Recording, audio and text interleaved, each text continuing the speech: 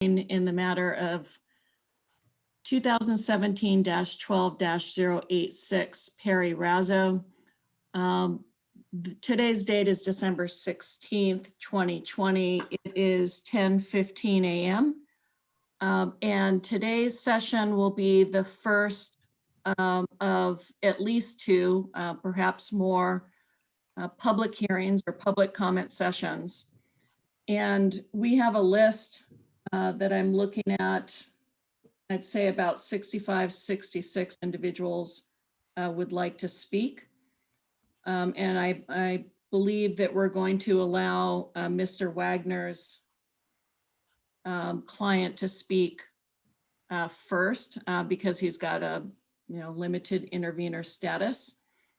And then we'll go down the list as people signed up or as they've specially arranged with CRMC staff. Right. But before I turn it over to Mr. Willis and our moderator, Mr. Moore, I do want to do an introduction again of everyone who is seen and participating from both the subcommittee and CRMC staff. So starting with council members, myself, Jennifer Cervenka, Chair, Vice Chair Raymond Koya. When I call your name, if you could say here. Raymond Koya is here. Thank you. Don Gomez. Don Gomez, present. Patricia Reynolds. Patricia Reynolds, present. And Vin Murray, our South Kingstown representative. Present. Thank you. From staff, I have Jeffrey Willis, our Executive Director. Here, Madam Chair. Jim Boyd, our Deputy Director. Present, Madam Chair. Tony DeSisto, our Chief Legal Counsel. Present, Madam Chair. Thank you. Lisa Turner, our Secretary. Present, Madam Chair. Mr. Moore, our Moderator. You're on mute. Present, Madam Chair. Thank you. And Cindy Tagney, our Court Reporter. Present. We also have with us the applicant, Mr. Raso himself, as well as his legal counsel and counsel for interveners. The way that we're going to do this is when we identify the person who is going to speak, Mr. Moore, as I understand, and he'll correct me if I'm wrong, will admit that person so that we can see them on the screen as they're providing their public comment. Is that correct, Mr. Moore? That is correct. Okay. And just to reiterate, I mentioned it in our last session, we've had multiple opportunities to provide public comment. We will collectively have multiple opportunities, including the opportunity previously to submit written comment, of which we have many comments. And then we have speaking oral comments that will be made today and at the end of December and any future meetings.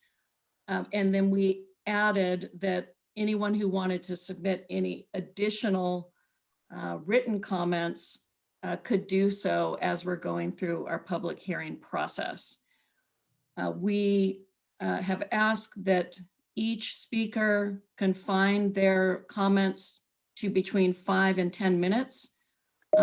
Please be concise. We'll try not to cut you off, but we would like you to be efficient. It will also be helpful to this subcommittee if you focus on your personal knowledge of use and activities in Cedar Cove or Potter Pond. That's particularly relevant to us. Of course, you can speak on whatever you want to speak on, but we are interested in hearing about your personal knowledge about the cove and the pond. Mr. Willis, I know that you've been posting various instructions to those who will give public comment. Do you want to add anything that I've left out? Actually, no, you've hit on all the topics we need to address. I just want to further refine the fact that a small handful of those who have signed up to speak today have asked to speak on the 30th because of just scheduling issues with them, with their own personal schedules. So we have accommodated that and moved those folks that were near the top of the list who asked to speak on the second day and moved them to the bottom of the list so that they could speak on the second day. So you have the updated list in terms of the order of those who have requested to speak, but that was just a nuance we wanted to explain to everybody. And you've also already explained that we will continue to take written comment, as we have received already some written comment from folks who have decided not to speak because they did just that. Thank you, Madam. Okay. Thank you, Mr. Willis. Mr. DeSisto, is there anything from your perspective that we need to add before we start the public hearing? No. Okay, thank you. All right, so I'll open it up. As I indicated, I think we'll start with, is it Andrew Wilkes, Mr. Wagner, who is your client? Yes, Madam Chair. Okay, so I think we're going to start with him. He's second on our list, but we'll put him up front. Mr. Moore, could you admit him? I only see a Matthew Wilkes in the attendees. Is that the same person? He's second on the list, Andrew. Okay. It looks like there's 3 Wilkes that are listed. I'm just trying to find them. I believe this is him. He had his hand up. Is that Matthew or Andrew? Andrew. Okay. Madam Chair, just may I ask a quick question? Yes. Is the updated list Mr. Willis mentioned, is that on the link, or where is the best place to find that? Madam Chair, I can answer that. Thank you. We have posted the updated list on our website, Ms. Noonan, so you can find it there. And on the home page.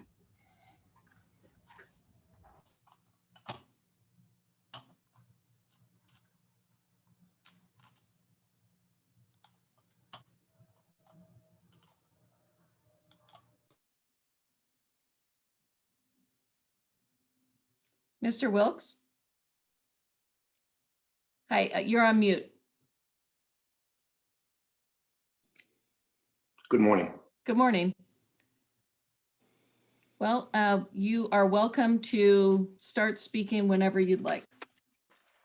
Okay, I had some notes organized. You asked me to concentrate on my personal observations. So I did not have them particularly organized like that for you, but I'm going to do my best, and I'm going to try and fly through here for you. I'll speak quickly, hit my bullet points, and try my best to roll through. I Thank you. want We to let you know appreciate where I that. live. My property is located at 454 Matunic Beach Road, which is directly across from the proposed oyster farm. It's on the west bank. So I'm staring now at the Hunt's property and Alicia Cooney's house, and the actual site. I've purchased this property in April of 2017. I'm here year-round. I use the cove for all kinds of water and fishing and navigational activities. I have boats, and we kayaks, et cetera, et cetera. My observations to this is that this is a frequently used area. There's people out here daily, and I see that West Bank used pretty much as has already been described to the commission. So I'm going to stay away from that, other than to state that it's used regularly and daily. The oyster farm would, in terms of its effect on us here, I'm most concerned with its navigational effects, frankly. And I'd like to speak to that in a minute, seeing as how I'm a direct observer and user on this pond daily. Scenic qualities of the area, I think it's pretty obvious.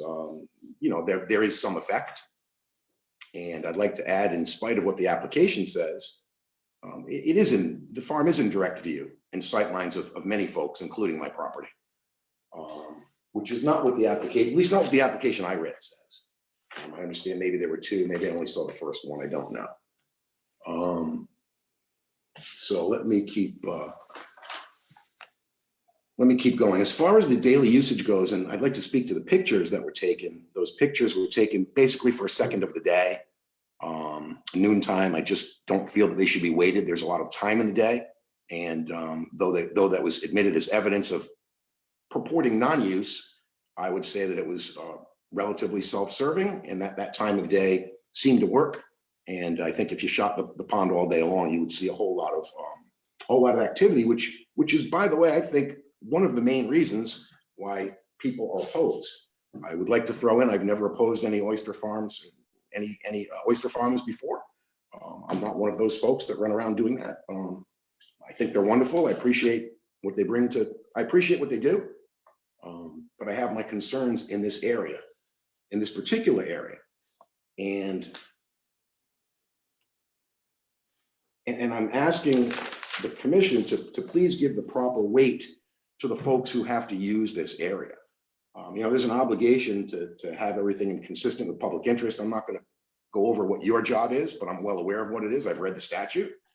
And there was some expert testimony given to the effect of people are out of state, and everybody likes to complain about these things when they come around.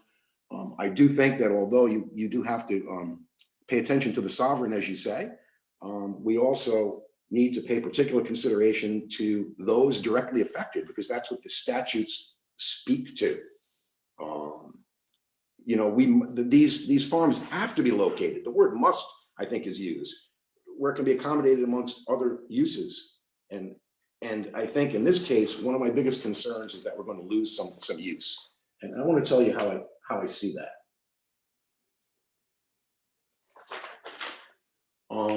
I think anybody who navigates on the pond knows that it's a navigational nightmare as it is. That pond is extremely shallow. And if you don't know your way around, I would assert to you that those experts who said there's plenty of room to turn in Sager Cove, et cetera, you can have 2 water skiers going on at once. If you gave them a boat and sent them out there, they'd run aground in about 2 seconds. They'd be in big trouble. You need to know every inch of that pond. Mr. Raso knows that. Anyone who works on that, who uses that pond knows you better know every inch or you're in trouble. And to that end, when this area was first marked, Coastal had some buoys out, and I believe I called Coastal and said, because I didn't know what they were, it's like, whoa, in the northwest buoy, which is the one that is in the most middle of the pond, there's the most obstructive buoy. The one that actually, I think you've backed off a little bit with a different proposal, the one that is quote preferred at this point. It's been backed off a tad, but that buoy is in the way of navigational turning.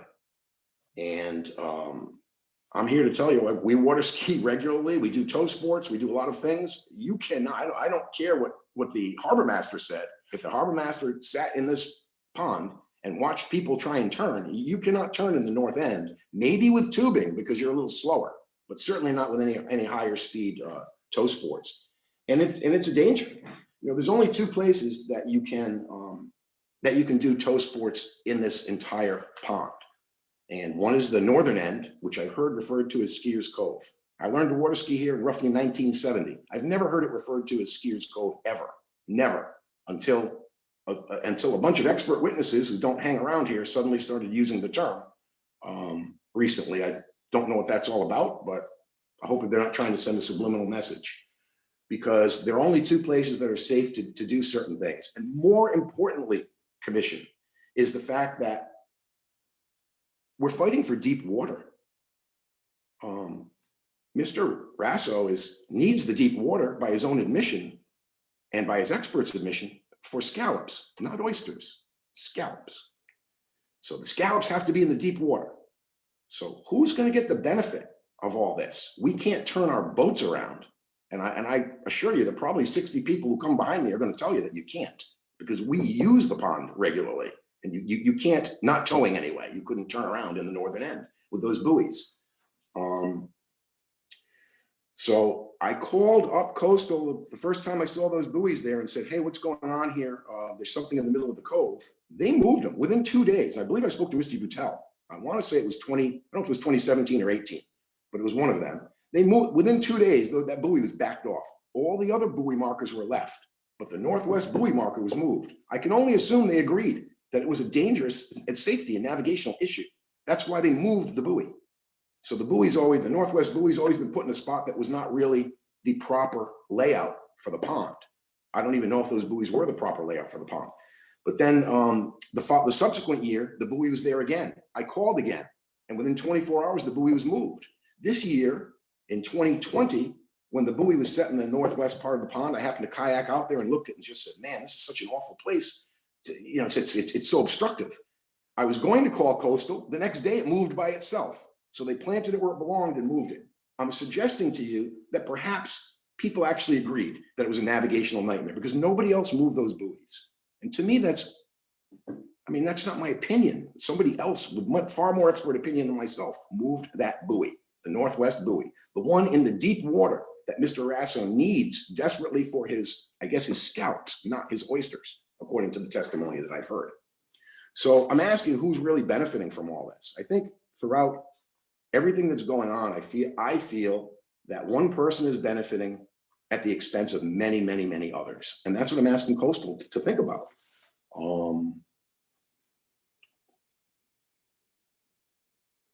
Let me keep moving here. I'm in no particular order. I'm gonna state a couple things. So there's only two areas really where you have enough room to maneuver a boat in this entire pond. So I want to speak to the 95.5. I think it's great that 95% of the pond will be left open. I think Coastal's done a great job with all those kinds of things that they do. Potter Pond is wonderful. It hasn't been destroyed quite like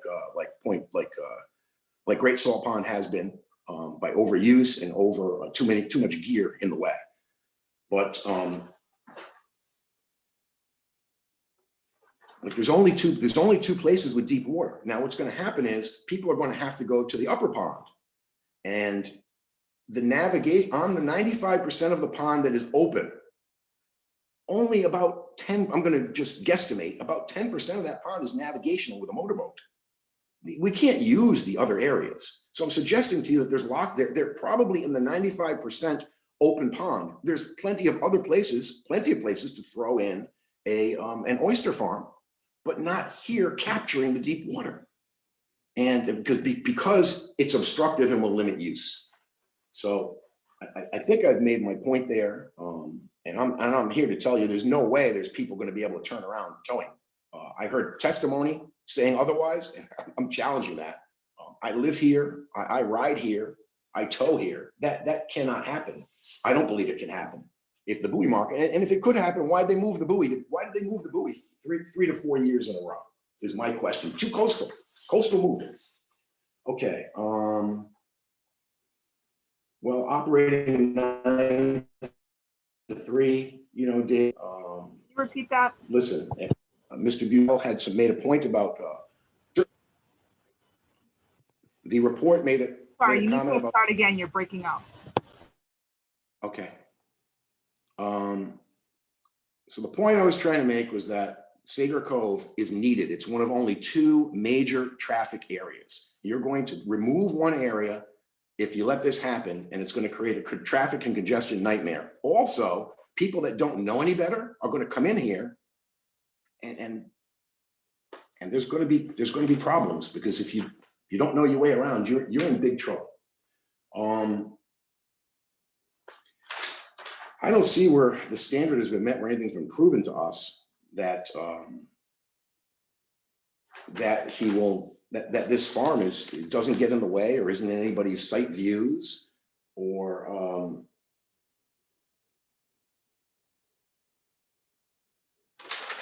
and I think the main reason that we really do oppose is because there's no room to recreate, not enough room to recreate in this particular area, one of 2 prime spots. So it might be 5% of the pond that's being taken up, but it's going to reduce Cedar Cove's utility by, I'm just going to throw out I don't know, 50%, or you can moor boats there, but recreating you can't do, and you're going to be removing a big piece of an area to recreate, and I thought that's one of the things we're supposed to be preserving. Again, I ask you that it's a very difficult balance, you folks. I appreciate the tough decisions you have to make. It's a balance of somebody's quote needs versus the public interest, and I see the weight being many, many more people losing than benefiting, including people of the state of Rhode Island who live here.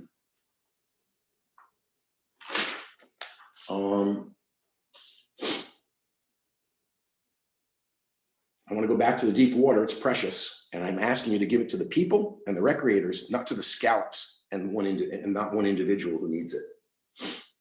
The pond-wide impact was a part of the opposition really is social. And the expert, the first woman expert speaking to social needs, basically said that the social impact was not included particularly or quantified in any of her affirmations that this was a good place for the pond. So I'm saying she's missing a big piece, and I'm asking Coastal to consider that, please. We also was talking about the last expert witness, the good doctor, basically said that, well, need equals a business need. And we were trying to define, as a layman, we were defining need as, I was defining need as, you know, he didn't define it, he never really stated it. If this, and it has to be proven. And I didn't hear anyone that really understood, but that one expert doctor, what need really meant. He suggested, in the spirit of the law, I think was the word that he used, was that was a business need. Well, and if his oyster farm's full, then he's demonstrated a business need to expand.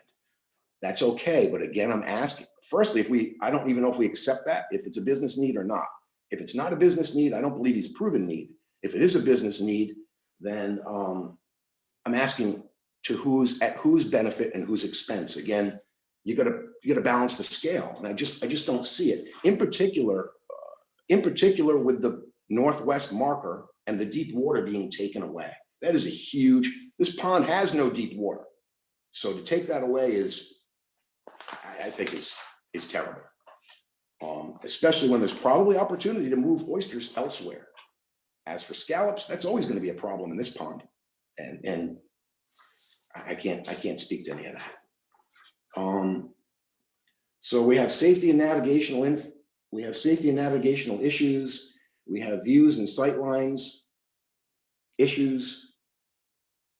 We've right to deep water issues. I believe that Mr. Rice said his quote, little farm, quote, will not hinder anyone.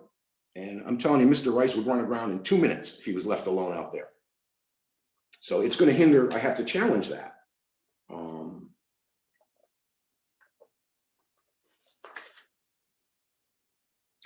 So assuming that it's a business need or not, I don't know how Coastal is going to look at that. But to me, it's a huge point. I think a fair amount of weight needs to be given, perhaps, weighted averages. I think the people that live here need to be given some weight, and I believe that the regulations speak to that. And I'm going to leave it alone because Coastal knows the regulations better than me. It's not really 3 acres. There are buffers to deal with. It's a huge piece of Cedar Cove being taken away, and 50% of an opportunity to tow sports being taken away. I have no problem with the farms. As I said, I've never stood up against any of these before. It's just in the way.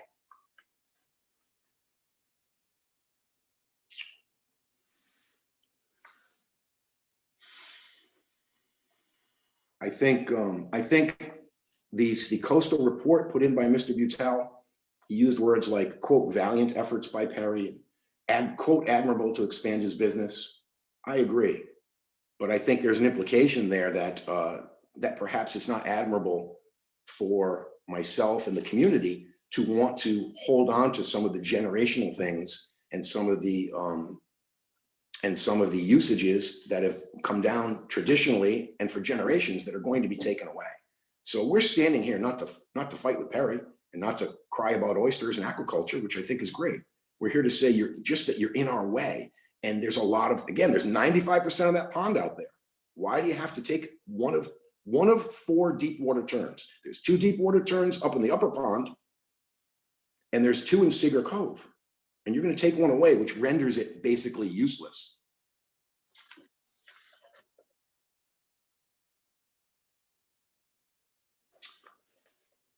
So I think our efforts to oppose are also valiant and admirable. As far as tranquility, the tranquil use, I didn't think that it was really appropriate for Mr. Butel to testify on that either, because he can't decide. He may find jet skis obnoxious, but some people find it tranquil. And it's up to the individuals to decide how they want to use the pond. And I'm here to tell you that anyone on that pond is finding some type of tranquility. So they use the word tranquil, and I'm saying, you know, that's up to definition. Anyone out there, I'm suggesting is gaining some sort of tranquility from that. Mr. Wilks, Yes. you're a little over 15 minutes at this point, and I Okay, let me leeway because you have intervening status. But if you can make your final I'll remarks. wrap it up. Thank you. Okay. So Perry's passion to grow is matched by our passion to have him put in the proper space. 95% of the pond is available. That is not available to recreational users due to water depths. Please don't give the precious deep water to the scallops. And does his business need trump the public interest in usage and loss of usage and public safety issues that are going to come along with this? That's as fast as I can move. Thank you for your extra time. I appreciate it. Thank you, Mr. Wilks. Okay, we have next Jane O'Leary.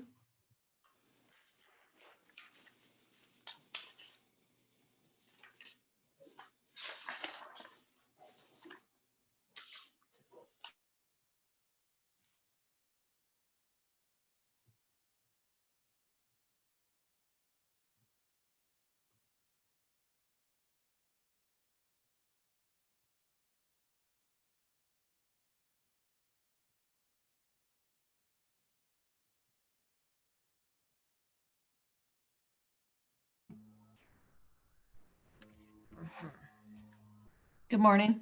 Good morning. My name is Jane O'Leary. I live at 173 Washington Street. I use the pond primarily for kayaking and for clamming. I'd like to start my comments with something that happened 3 years ago after a town hearing meeting regarding this issue. And I was left with the impression that there was a larger issue at stake that's been alluded to, you know, in a lot of comments. And Perry might remember that I wrote him a letter. And in reviewing that letter, I can see in 3 years' time that my point of view and sentiments have not changed. And I'd like to share that with you. It said, "Dear Mr. Raso, I am writing to you as a neighbor, member of the community, and a patron of your restaurant. Last week, again, this was in 17, I was an attendee at the advisory committee meeting that addressed the issue of expanding your enterprises into Cedar Cove Pond. The predominant impression, or perhaps question, that I left with is this: why would Perry Raso, a member of the community and a local business person, prevail in his drive to establish another oyster farm in an area where the neighbors are in vehement opposition? I honestly don't get it. I assume it's not a matter of survival, but rather a matter of expanding your business. But at what price? You were at the meeting. You heard the reasons for the objections, but more so, you heard the emotion and the personal commitment expressed by your community. You are aware of the preponderance of letters in objection to your project. For you to continue to pursue this would be to alienate the community in which you live and conduct business. And that's where I'm confused. What is driving your pursuit of an endeavor that clearly offends people in your community? Is it a matter of winning or saving face? Nobody objected to your establishing a garden on Matunic Beach Road because it doesn't detract from the landscape or have a deleterious effect on the environment. The Cedar Cove project is considered by your neighbors an assault on the aesthetic and history of our landscape. Not all progress is good or in the best interest of the community. Sometimes grace and humility trump valor. Acquiescing to the wishes of those in the majority can earn you a measure of respect worth more than the profits gained from expanding your oyster farm, perhaps leading to a legacy that far exceeds financial success." And Mr. Raso and I discussed this issue in person after he received the letter. Shortly, this is another appeal that I had to CRMC. It's in regard to Perry Raso's petition to establish a 3-acre oyster and scallop farm in Potter Pond.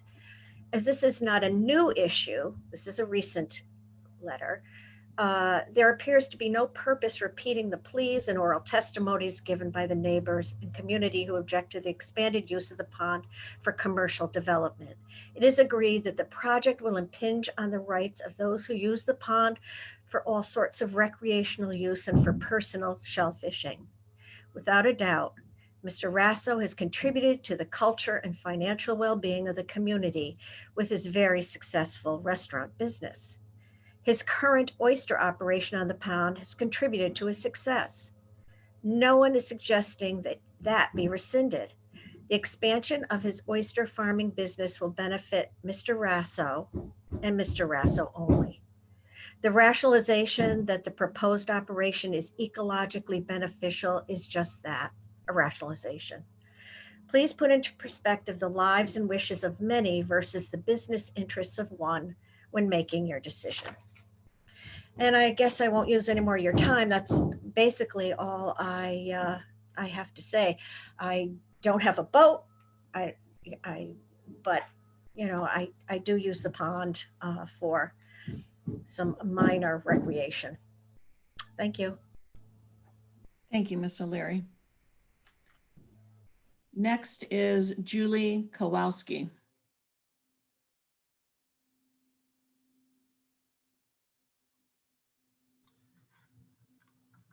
Madam Chair, I don't see her in the attendees list. Okay. If she's in there, can she please use the raise hand function?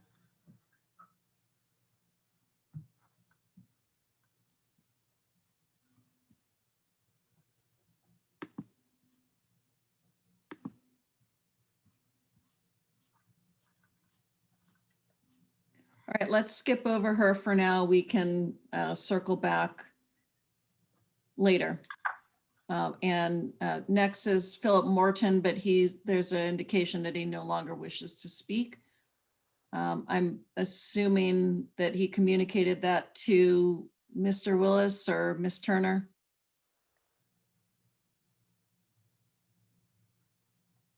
Yes, Madam Chair. Okay, thanks. All right, so next is Richard Pacheco.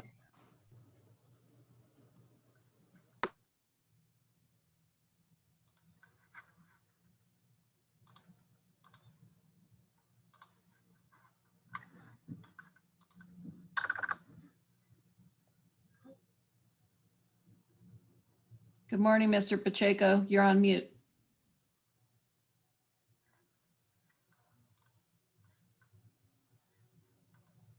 Still on mute.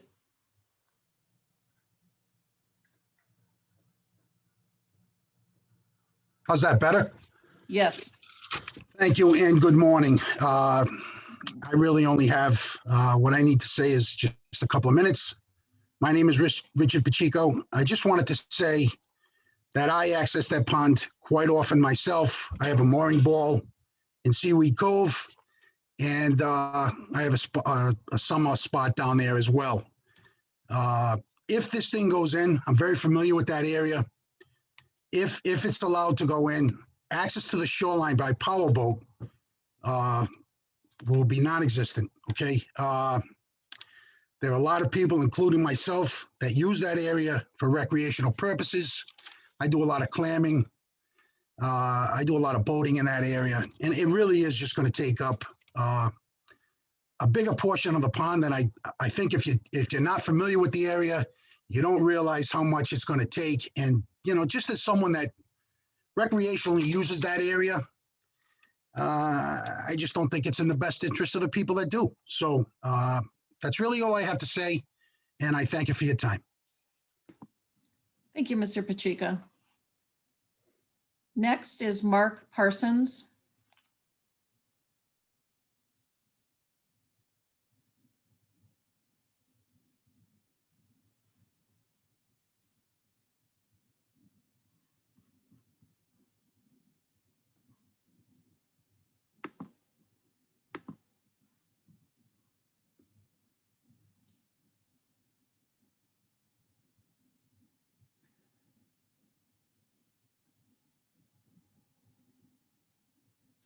Mr. Parsons, you need to turn on your video and unmute yourself. I don't believe that's Mr. Parsons. Oh. Okay. It's got the same first name.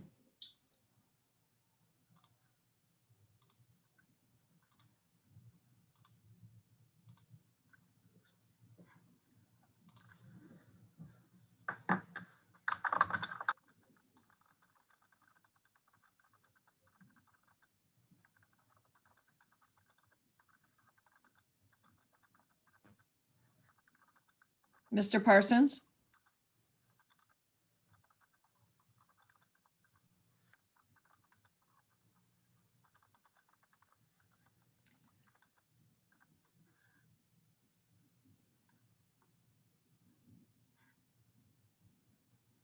We can't hear you.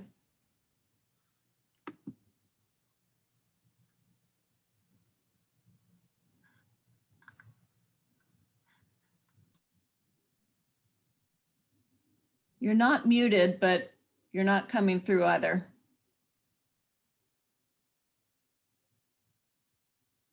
Do you have your computer audio on?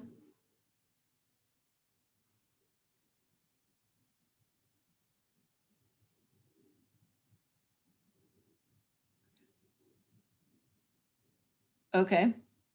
Mr. Moore, do you see that? He should be on now. Okay.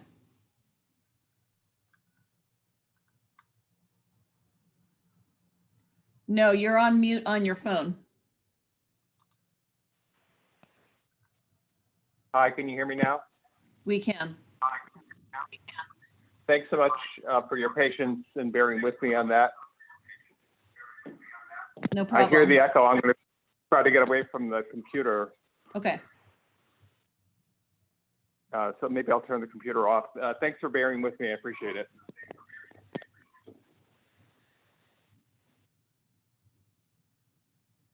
All right, the computer is off, but you did get a chance to see me. So again, thanks for the opportunity to speak. I do appreciate that. I know that the whole question about social carrying capacity has turned to be a big issue here. So the extent to which the subcommittee has bent over backwards to allow public comments is very much appreciated.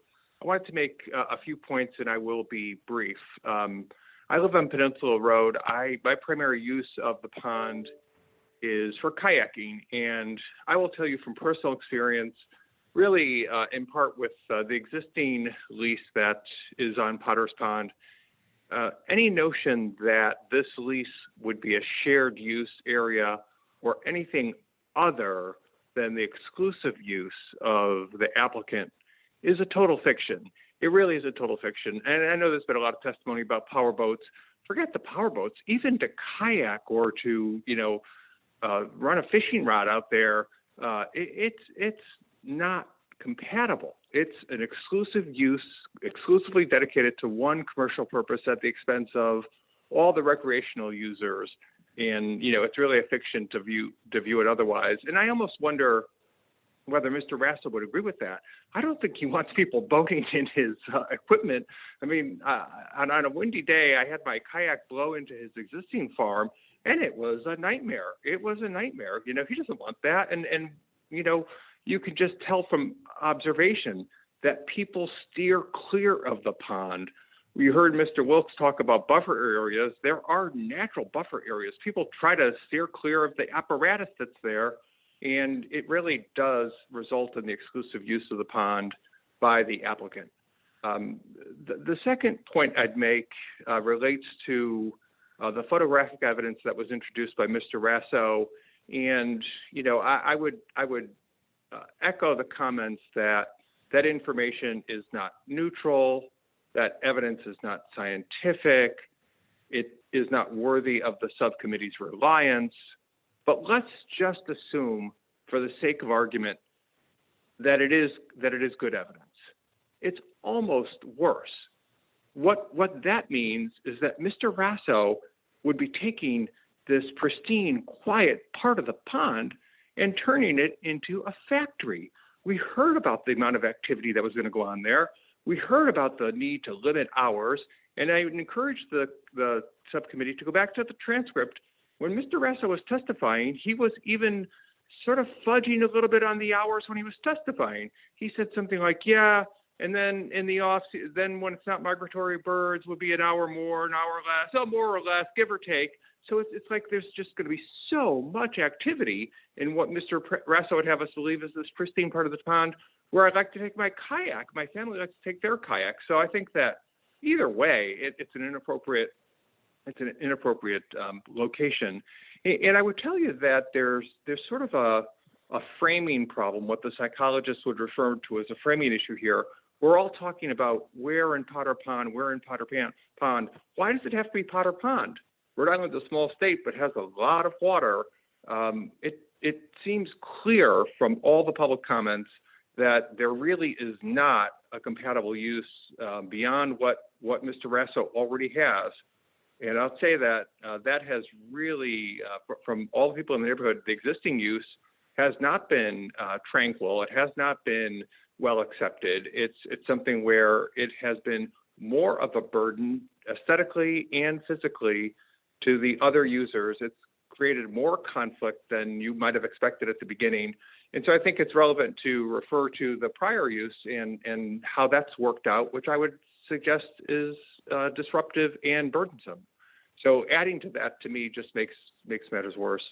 The final point I would make is really a question about the role of Mr. Beutel in these proceedings. If I understand correctly, he's not an employee of the state. He's not an employee of CRMC, DEM. He's an ex-employee. He's a retiree.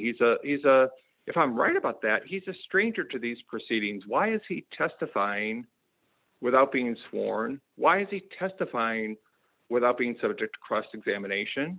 That's not appropriate. To me, I think all of this, if I'm correct that he's not an employee, his testimony should be stricken, and all the testimony derivative of his, where experts were referring to what Mr. Patel said, or Mr. Patel said, Mr. Patel said, that should all be stricken. I believe he came across as a biased witness, like an extension of Mr. Raso's team, not subject to cross-examination, not subject to swearing in. The reason members of the staff can speak without being sworn and without being subject to cross-examination is because they are public servants. It's the whole notion of there's a civil service apparatus that governs your conduct, your behavior.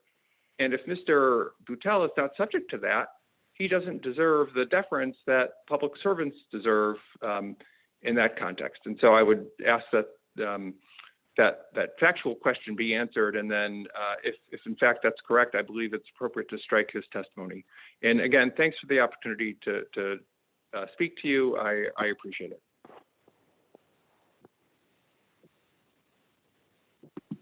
Thank you. Mr. DeSisto, could you just comment briefly on the Mr. Beutel issue as a retired CRMC employee? He came back and finished up because he did his initial report. And it just, he retired right around the time that he had wrapped it up. So he did come back and volunteer for that. He is considered to be a CRMC employee, and it was appropriate for how he testified. And it was appropriate how it was, his testimony was handled. So. And he was an employee at the time that he wrote his staff report, correct? That's correct, yes. Okay, thank you. All right, moving on to Curtis Coral.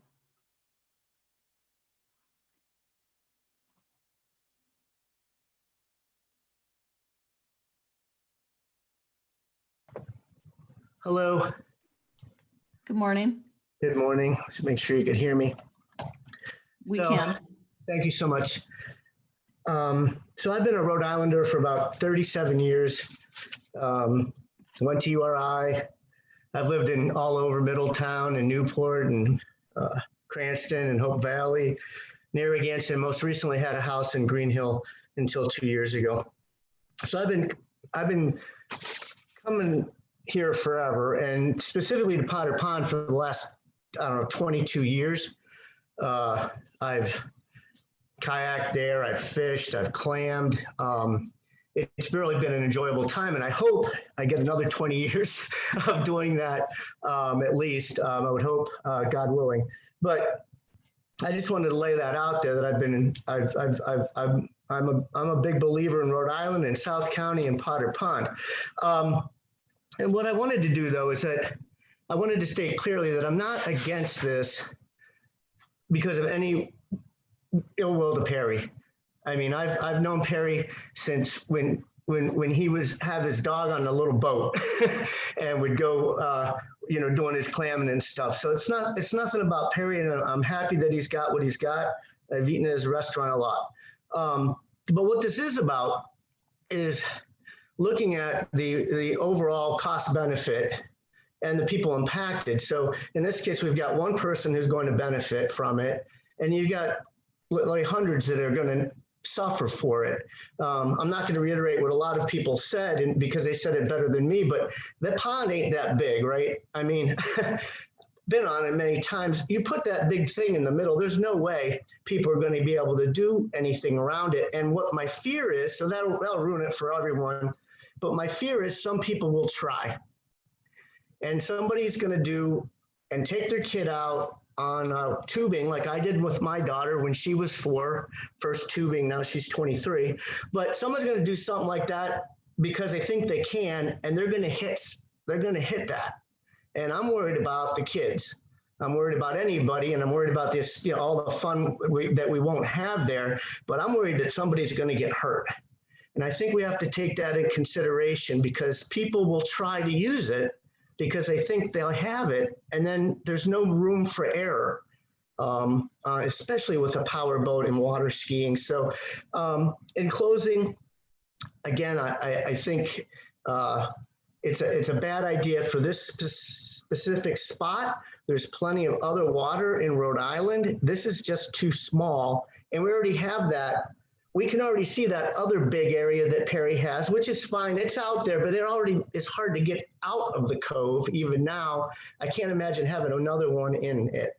So thank you very much. Thank you, Mr. Corral.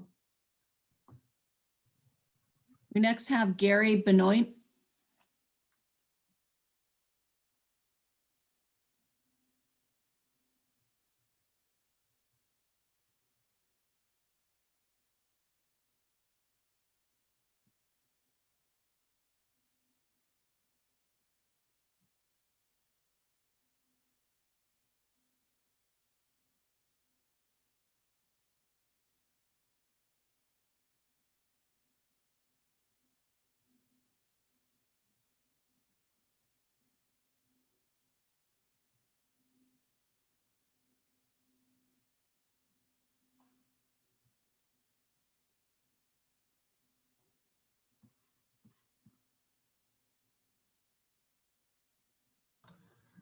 Okay, there looks to be a note that Gary will not be speaking today.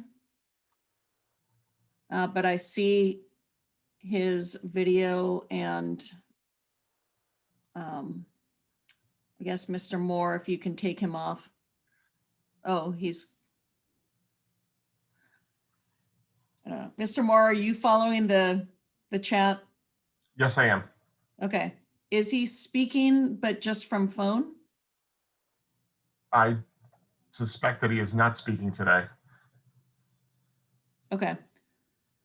Well, if I was a little bit confused. If that's not the case and he wants to speak, then Mr. Benoit, just put that in the chat and we'll get back to you. So the next would be Pat Moore, who no longer wishes to speak, and number 11, the next speaker is Patrick Grimaldi.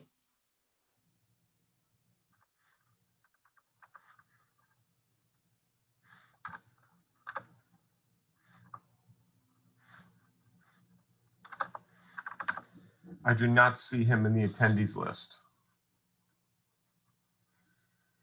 Okay, Mr. Grimaldi, if you're out there, can you please raise your hand to be admitted? We do have two people listening on phone. I don't know if one of that is him. If it is, please press *9 to raise your hand.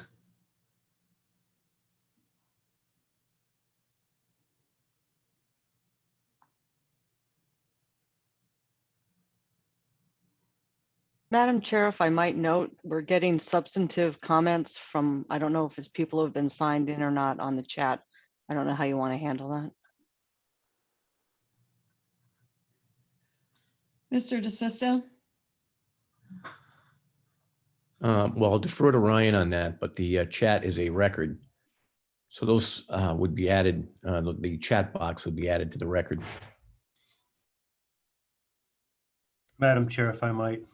Mr. Willis? Because the chat, as Mr. DeSisto has stated, is being recorded, and we've offered the public to write in comments during this period, we can include those chat comments to the file. Okay, thank you. So do we have Mr. Moore, Mr. Grimaldi that you've identified? No one has come forward, Madam Chair. All right, we'll put him as a question mark for now and move on to Brad Boss, no longer wishes to speak, so it's Christine Chase.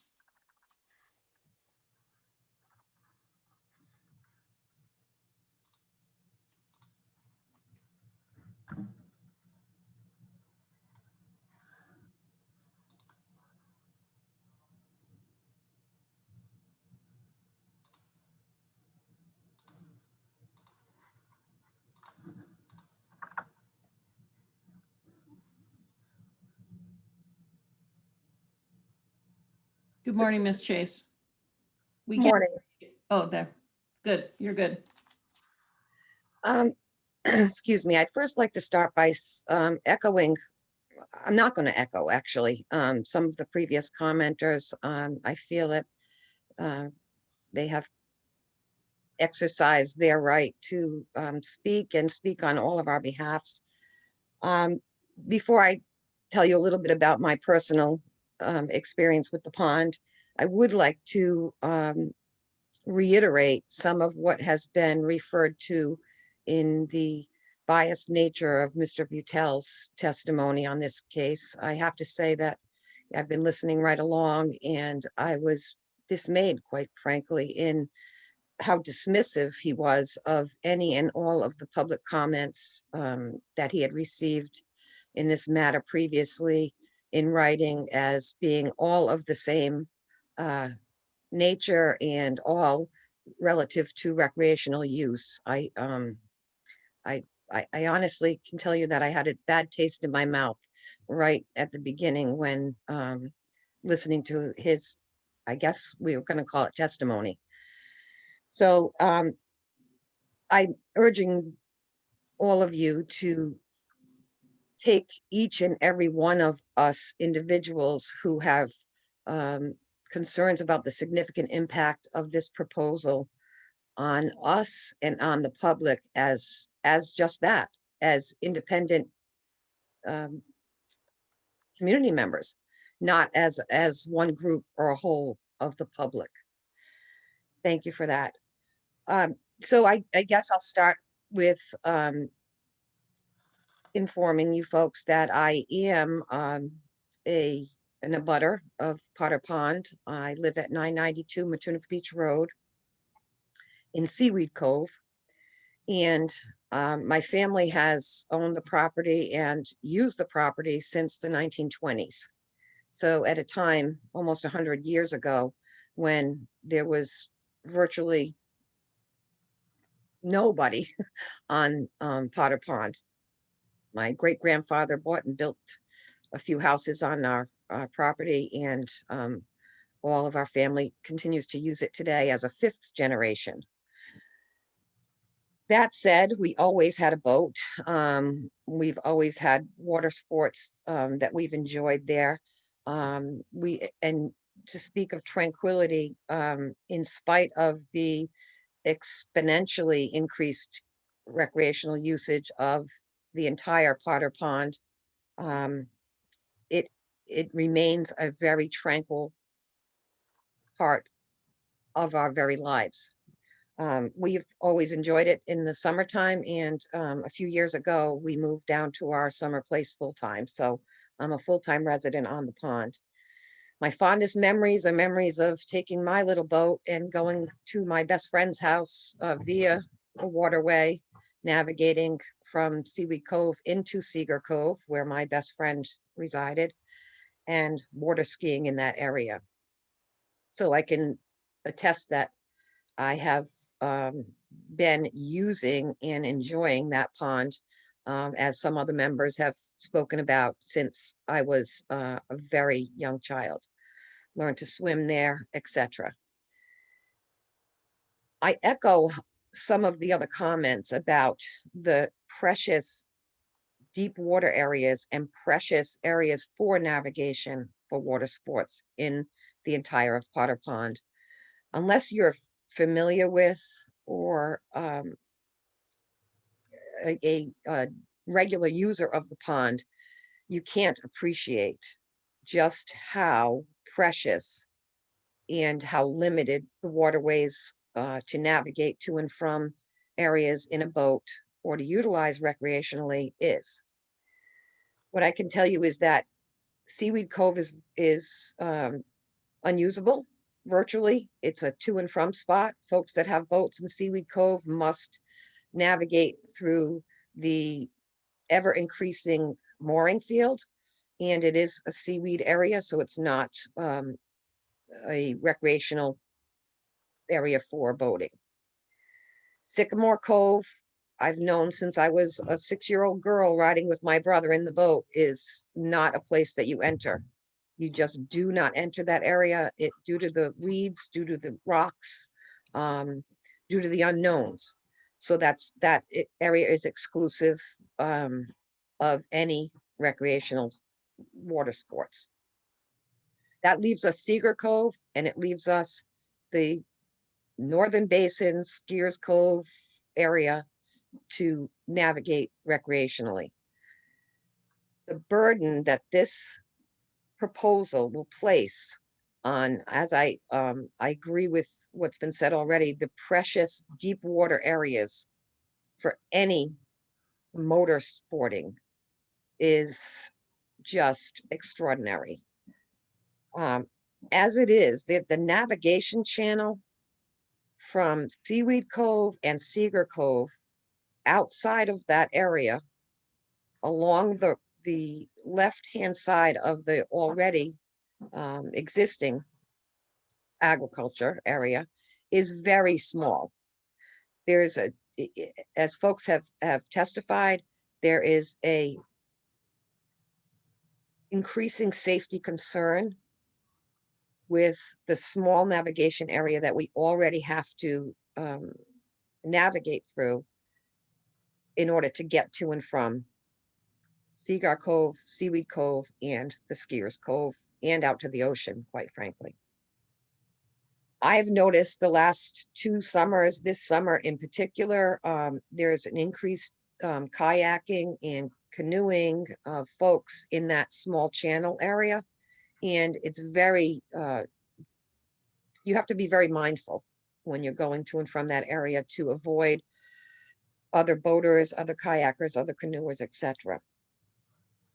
I just feel frankly that the capacity of this pond, based on the areas that are not usable, not deep water, not usable, not navigationable, are just too restrictive as it is. So to that end, I certainly oppose the this application. The other thing is, I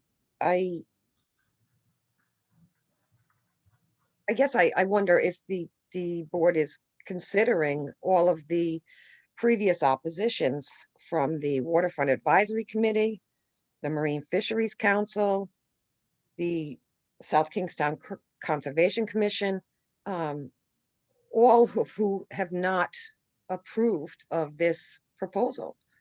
And I guess I wonder what weight you folks are placing on that. I'd like to end with just imagining if privatizing parts of the sun for one local grower's garden will have an impact on all of the rest of the public's capacity to enjoy a small private garden of their own. Would we attest to that? Would we support that? Thank you for your time. Thank you. Robert Groskin.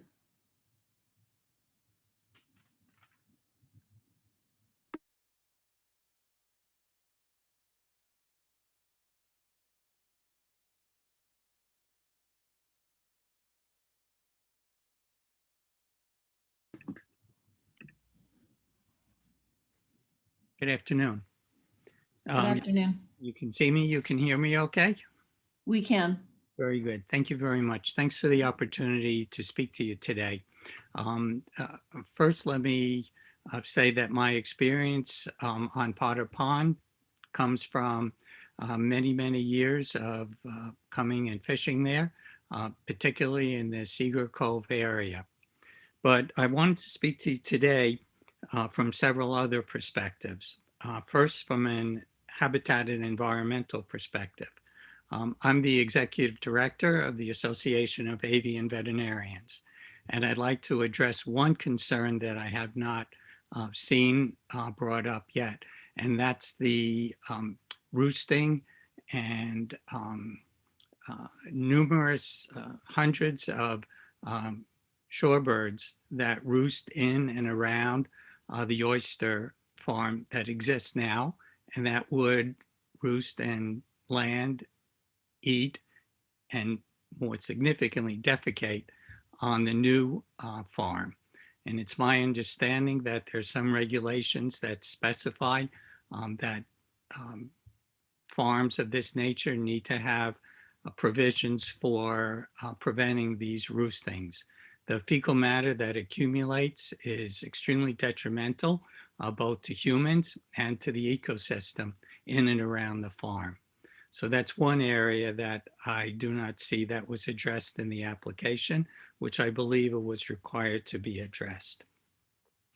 The second issue that I'd like to bring up is, again, I didn't see within the application for the farm any Benthic surveys, which would include an in-fauna survey. And the purpose of these Benthic surveys is to determine what animal and plant species, invertebrate or vertebrates, are present at the specific site and what impact the proposed farm would have on those species. I know that many states require that as part of an aquatic use application, and I'm surprised that none was conducted and made available to the subcommittee. As an example, in particular, my concern is the cedar worms. Cedar worms are a primary food source for stripers in the salt ponds, and especially in the month of May are found in great abundance in Potter Pond, especially, again, in the southern portion of Cedar Cove, where the proposed oyster farm and scallop farm is being considered. It's been my experience that the proposed farm siting is also a very active emergent cedar worm hatch. And my concern, of course, is that the farm would potentially have significant impact on this important habitat, and that should be considered as part of the decision. The other thing I'd like to speak about is that oyster and scallop farming is not a static operation. The ongoing daily harvesting and maintenance is going to be very disruptive to both the habitat and native species of the cove. And finally, this farm is going to significantly expand the private use of a public resource for the sole purpose of one business who's already been granted considerable use of this public resource. And I hope that the subcommittee would oppose further privatizing the public's access to an important public resource. So, and I did speak to you as a member of the steering committee of the Atlantic Coastal Fish Habitat Partnership.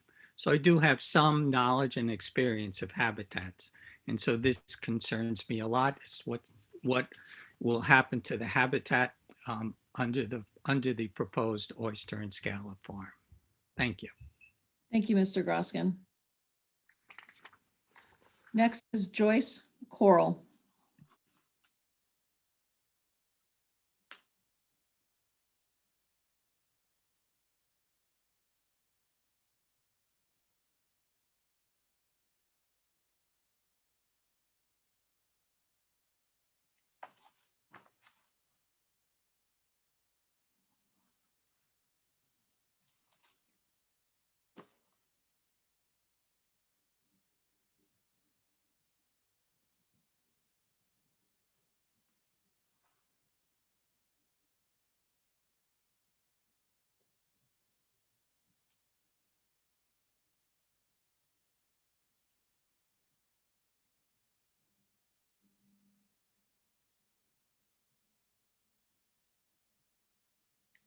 Ms. Coral, you'll need to unmute and put your video on.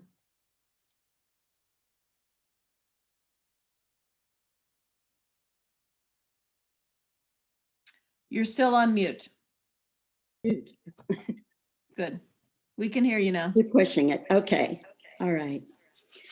Hi, my name is Joyce Coral. I live at the pond end of Washington Street, beside the public access.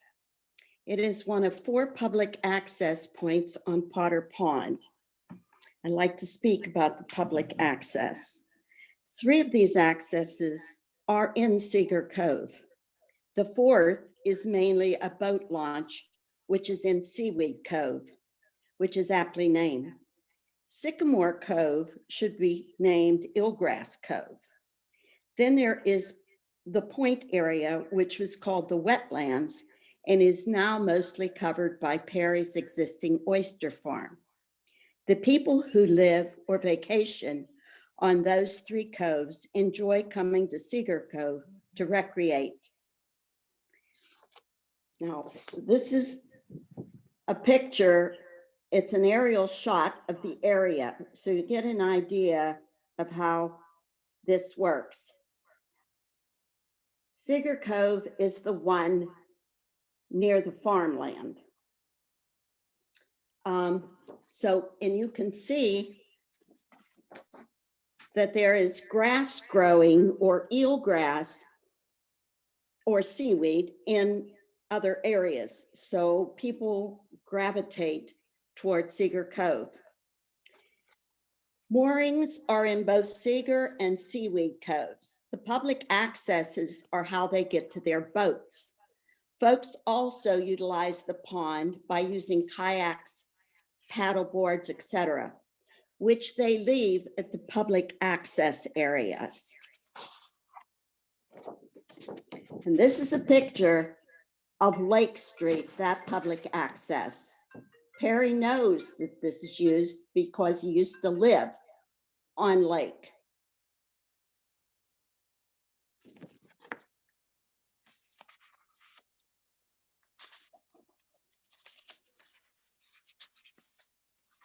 Swimmers and clammers also use the public right-of-ways. I talked to these pond users, and they are trying to enjoy the pond just as we all do. And they live in all the surrounding area. Sometimes people come from the big salt pond.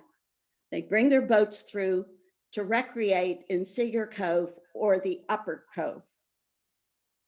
They do this because it's almost impossible to do that. I think it's impossible on the big salt pond. And also, we are retired and live here full time. So we do get to enjoy what is happening on the pond. I did not take pictures at lunchtime as Perry did, but I see folks enjoying the cove most all the time.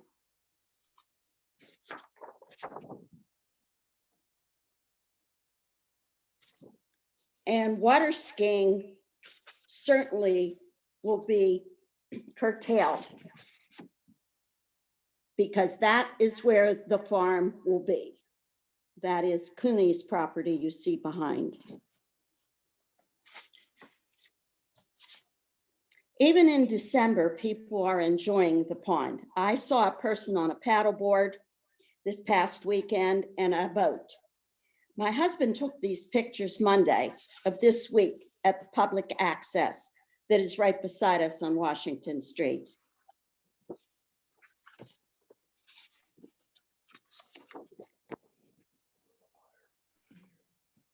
Miss Coral, all the pictures you're holding up, at least I only see a portion of them. So if you Up higher?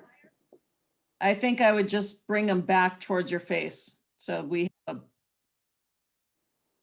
that. No? Yes, and then that's fine. Okay. The people using the pond try to be thoughtful. They take turns and try not to motor up to a kayaker or paddleboarder. 3 motorboats can circle the cove by keeping a distance between boats.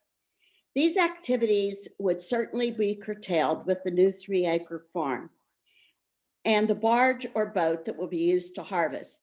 This is a picture of Perry's 7+ acre farm. And I would hope this doesn't happen to Cedar Cove. Thank you for listening. Thank you, Ms. Coral. Okay, moving on to Dorothy Woodcock.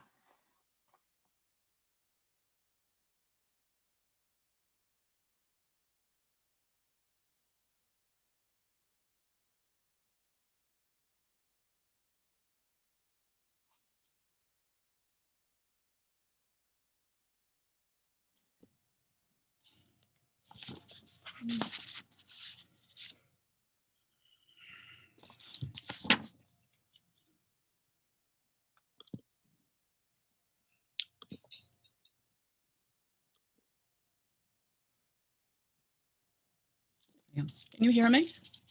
We can. Hello, my name is Dorothy Woodcock. Thank you for giving me this opportunity to comment on Perry Raso's proposed aquaculture project in Cedar Cove. Though I did submit a letter almost 3 years ago, we have all had time to ponder this issue further. And these hearings, all of which I've watched, have added to my understanding of aquaculture and the beloved attributes of Potter Pond. My family has owned property at the northwest corner of Potter Pond since 1960, 60 years. While I call it the Upper Pond, I know that others have referred to it as the Water Skiers Pond, the Northern Basin, and the third basin. This is all new to me. I have many beautiful views of the pond as our property extends along wooded shoreline all the way south to the Sycamore Cove properties. It's actually about 8/10 of a mile of shoreline due to its many protected coves. First, I want to speak from my perspective on the Upper Pond. For 40 years, I have spent at least 3 months of the year in residence at our home with this elevated view very close to the pond. Every day and throughout the day, I enjoy my views of the pond. Early morning sunrise, midday, and the evening. I love this pond. It nourishes me. I take nonstop photos of the changing light on the pond. My Cedar Cove friends have spoken as well of their love of the pond. I know that my neighbor across the pond, Perry Raso, also dearly loves the pond. It is part of our lives, our memories, our growing up, our family times. Many days the pond can be totally quiet, perhaps a lone kayaker or fisher person. Other days, particularly during this past summer in COVID times, this northern basin is packed and noisy with as many as 20 boats anchored or pulling skiers or tubes. It can be a scary scene. Families also anchor all day below my home, and I hear just about everything they say. The jet skiers who insist on circling are, yes, a true annoyance. Open water, as we all know, magnifies voices and engines. Generally, I would say, though, that people accepting the jet skiers are respectful compared to years ago when skiers would wait their turns on my dock. Yet, from my private paradise, I have come to full acceptance that this is the public's pond. It is not mine. I can see the joy of families anchored all day. I can see the frustration and accomplishment as people from all over learn to ski for the first time. I accept that little kids have to squeal as they are pulled around corners. I accept that in these times, water brings wonderful freedom and community, as well as healing and solace. I accept that the deep water in front of my home is becoming a rare commodity for those enjoying these water sports. We have enjoyed our docks since the 60s. We water ski, we fish, we swim, we kayak, and we regularly head south in our Mako, cruising around the pond, tilting our engines due to the shallow water and eelgrass, past Perry's expansive and somewhat unsightly oyster beds to Cedar Cove. As already well stated, you have to know the pond very well to navigate it. Though this cove is around the bend, it is still our pond and very connected. We actually own land at the northern end. I dread what an oyster and scallop bed, this one covering 3 acres, will do to the cove's safe access through its narrow mouth and the ability to kayak safely along the coastline or putter in a boat. They are appreciating the ospreys and the other birds. Neighbors who live there have already made this very clear. Deep water is in short supply. Accessible deep water for recreation is vanishing in South Kingstown. Salt Pond now no longer offers safe space for towed water sports. Potter Pond, accessible through its challenging cut, as well as through the public launch sites, is really just the only public waters in South Kingston open to all for all types of water enjoyment. Even those of us cruising around do enjoy a bit of speed. The extensive presentations before your advisory body had made very clear that the prolific eelgrass, the very shallow water, and the 200-foot South Kingstown ordinance buffer around docks and aquaculture astonishingly reduce safe public recreation space. Restricting one cove's recreational and social carrying capacity affects the dynamics of the whole pond, whose public use has skyrocketed over this past summer and whose growing popularity is not reflected in the earlier studies presented to this body. Please know that Perry is my neighbor and a generous man. I love his restaurant, where I head immediately during the off season. His carry-out business sustained my family all summer, particularly those wonderful beet goat cheese salads. I know that he's our state's poster child, whose restaurant is advertised as one arrives at the airport. I appreciate that he's an extraordinary entrepreneur, but he always wants more. I know that he's applying for more, but I've seen no evidence that Perry really needs more. Our pond cannot take more. Too many have discovered this beautiful and secluded recreational treasure. Enough is enough. Thank you. Thank you, Ms. Woodcock. M.L. Hedison next.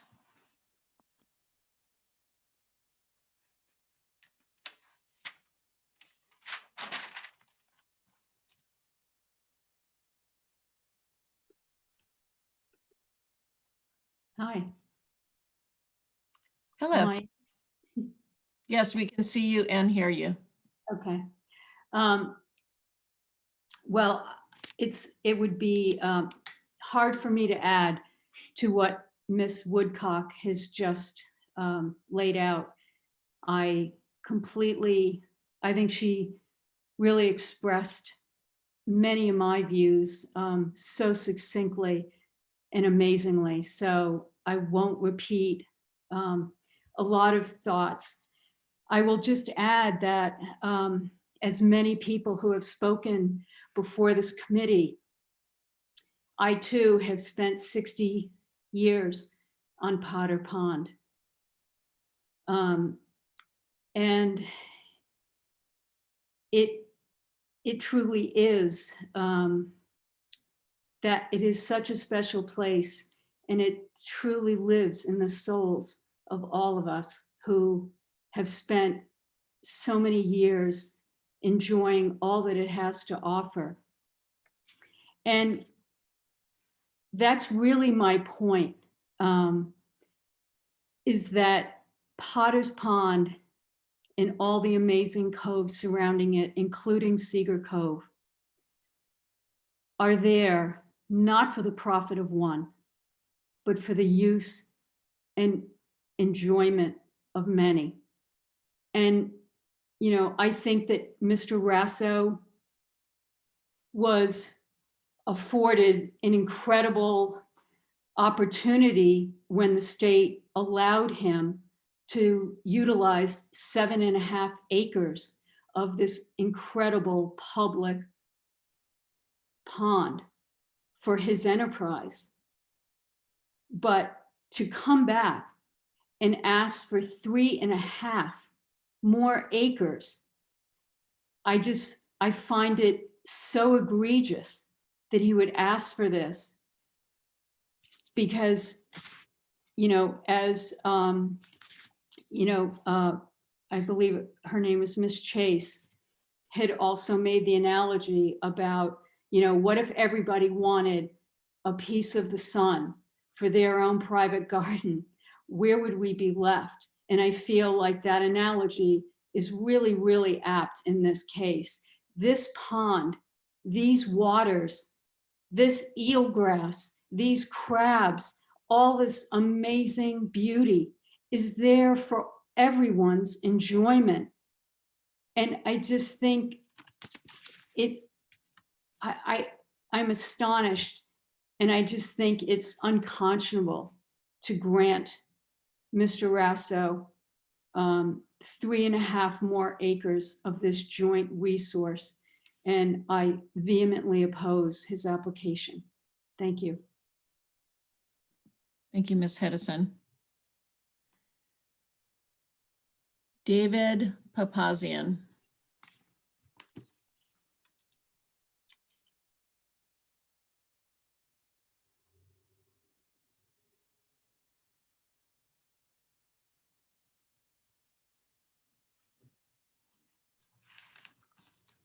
I don't see him in the attendees list, Madam Chair.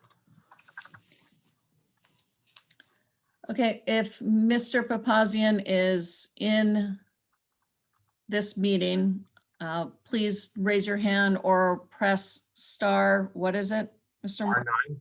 Star 9 if you're participating via phone.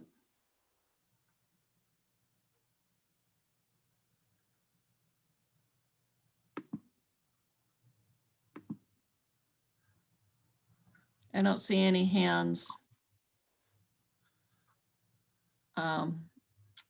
So we'll move on and go to Deborah McCurdy.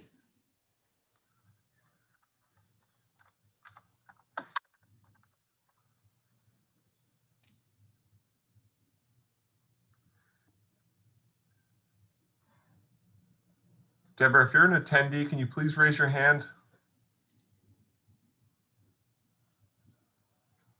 Thank you.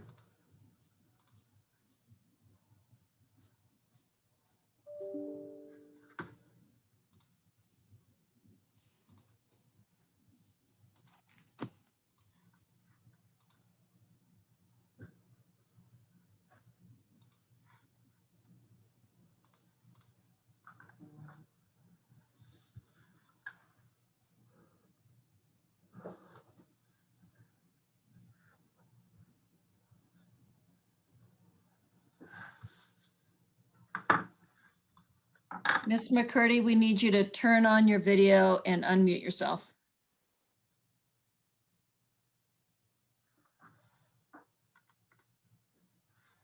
You got it? Yep. We have you. Okay, great. Thanks for the help. No problem. My name is Deb McCurdy, and thank you for having me this morning. I live on Cedar Cove on Prospect Road. My father-in-law built this house in 1960. Our family's lived here ever since. We're year-rounders. We don't leave. We're constantly here. So we get to see everything that does go on in the pond, as well as the other people who have testified before me. This past summer, everything that people have said already, I totally agree with. Actually, it's like they read my notes. But anyway, this past summer, I think is the busiest I have ever seen the pond, between kayakers, tubers, water skiing, and they all congregate where that turn is, where Perry Raso is, his proposed expansion is. My fear is that someone is going to get hurt. I said it in the waterfront committee meeting. I've been to the fisheries meeting. I just fear that if somebody gets entangled in one of those oyster traps or in those lines, it's going to lead to bodily harm. Most of the people who are on these tubes are little kids. And if you ever watch a little kid go off a tube that's going pretty fast, they do tumble salts, they fly. They end up, the parent has to go and get them halfway down the pond, for crying out loud. So my biggest fear is somebody getting hurt if it was allowed. I thank you for your time, and I'm not going to reiterate what everybody else said because you've already heard it. Thank you. Thank you, Ms. McCurdy. We now have Robert Hefner.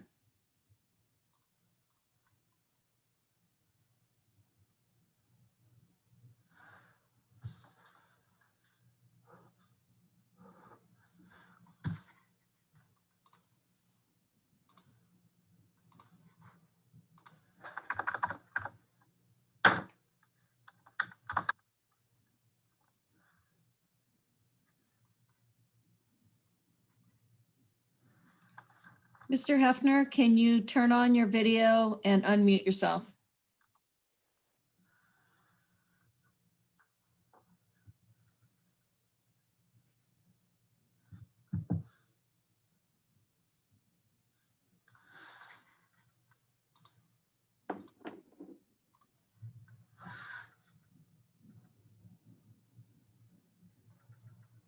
We can see you, but we can't hear you. No, Can you hear me now? we can. Okay, great. Well, as you said, my name is Robert Hefner. I live on Cedar Cove on the north end, and I have an unimpeded view of the proposed area and most of the cove. I'm here today to make 4 points. One, there are misrepresentations that are in Mr. Raso's application.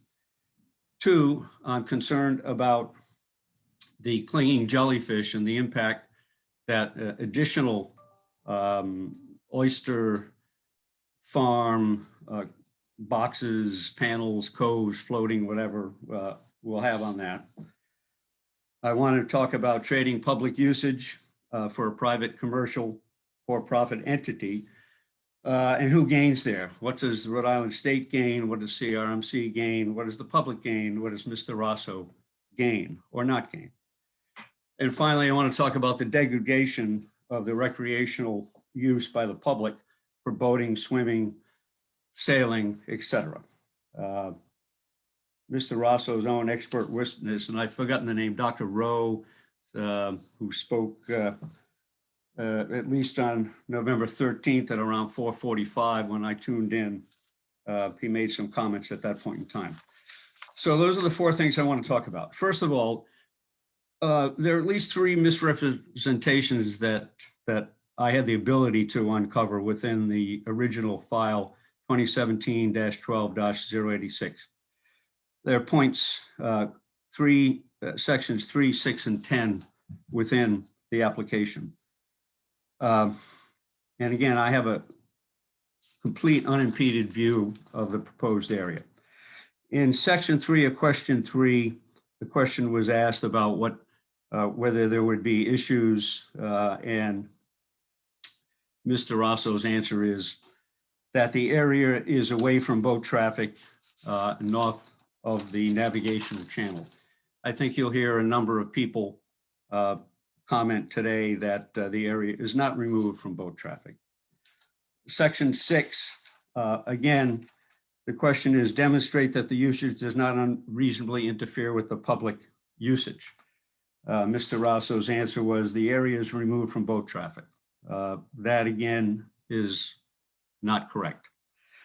The cove is actually a very narrow cove and a very small cove. The south end of the cove houses the South Kingstown Mooring Farm. It takes up, I'm just going to say about a third, okay? The north end, which is the end that I live on, is rather narrow and rocky, and it is not wide enough for any boats to come in to make any sort of tubing or water skiing.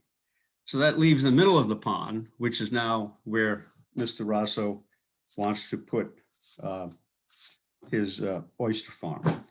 So question 6 is not true. There is substantial boating there. And then section 10, demonstrate the farm will not result in significant conflict with water-dependent uses, boating, fishing, swimming, navigation, skiing. I think the issue, and I know, Perry, that you're here, and, you know, I know you, you know me, so this is not a anti-Perry, but Mr. Raso sets himself as an expert, and his comments in his filing says, I've lived and worked on the pond continuously for the last 19 years, and over these years, I've seen only an occasional paddlecraft in the proposed lease. I've never seen anyone fishing or shell fishing in the proposed area. I don't believe that's true. I think a number of people in the public comments today will talk to you about that. 2, the clinging jellyfish. Okay, speculation, but Montclair State University, Providence Journal article, November 18, 2018, goes on and on and on, talks about it. In there, Montclair State University Director of Marine Biology and Coastal Science, Paul Bologna, says, quote, it's a public, speaking about the clinging jellyfish, it's a public health issue. Are you going to let your kids go in the water if they end up in the hospital? In my opinion, Montgomery State University goes on to imply or assume or suggest that the floating baskets that are used for the floating docks that actually support the floating docks within, that harbor in the clinging jellyfish, and that they also imply that the restriction of the water flow through areas such as oyster farms and aqua farms also provide an incubating area to harbor and incubate additional clinging jellyfish. And now we're talking about adding 3 more acres. Do I know whether that's the case or not? Montgomery State University seems to indicate that. Swapping public usage and access for a commercial private fiscal gain. I don't know who gets what from this, but I would suggest that I read somewhere, and you folks know that these leases go for $100 per acre per year. So if that's the case, $100 for 3 more acres. So already there's 8 acres, so that's $800 that goes to the state of Rhode Island. So now $300 more. So the state isn't getting anything. CRMC, again, great organization. I do at one point have read that there's a long-term plan for CRMC to have 5% of every coastal pond in Rhode Island under aquaculture. Well, the suitability, I understand about a long-term plan, but checking a box saying Seagar Cove, Potter Pond is now 3.99 or whatever, therefore we need to get it up to 5, that's reasonable. Going after something merely to check the box, long-term plans are fine, but the plan has to get modified and moderated using common sense as you go along. I would suggest that this particular pond is too small, too many areas that are not navigable already, and that arbitrarily moving forward because there's, quote, room isn't appropriate. The public, I don't think the public gains anything here. If anything, it's a huge loss. But for Mr. Raso, it's more profit. I understand he already has the farm there. He already has the equipment. He already has the staff. So it certainly makes a lot of sense.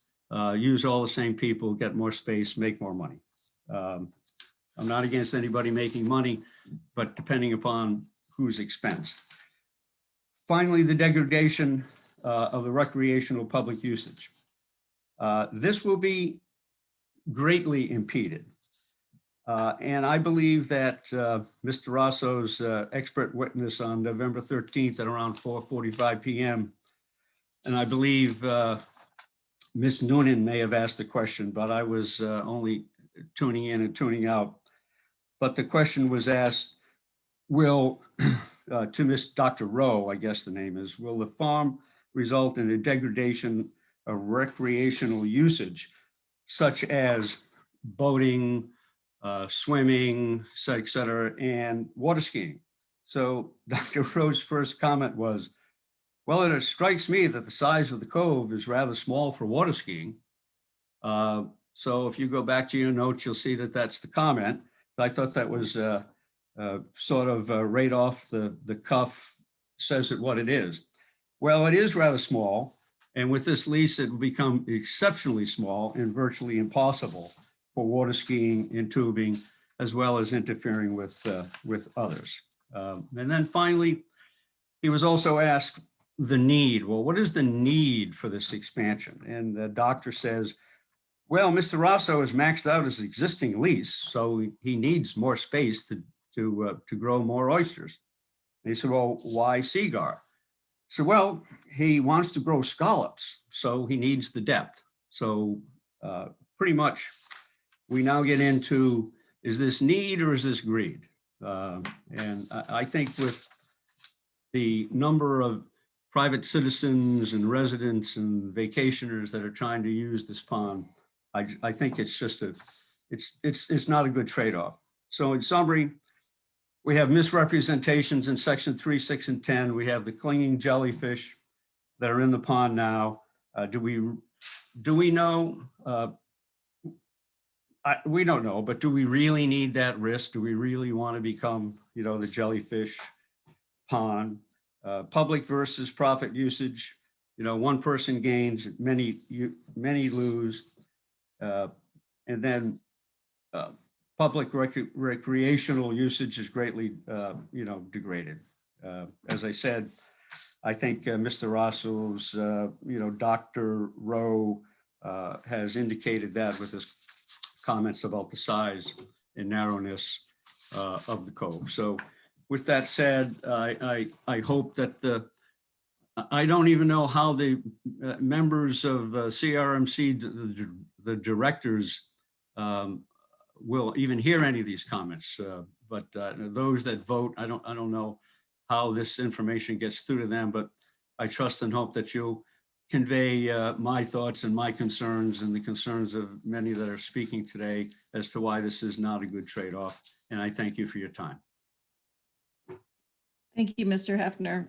Just so you know, the subcommittee makes a recommendation to the full council.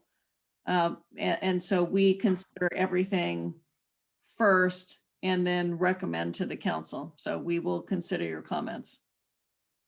Okay, thank you very much. Thank you. All right, I'm gonna go back to Gene Coral. He was listed with Joyce Coral and didn't realize that he wanted to be a separate speaker. So I will call upon him now.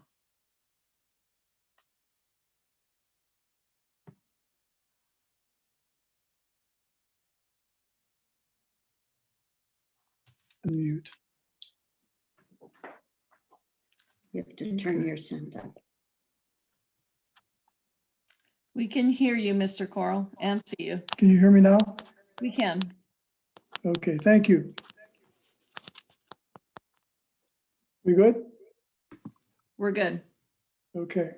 Thanks for giving me a chance. I got lost in the shuffle there.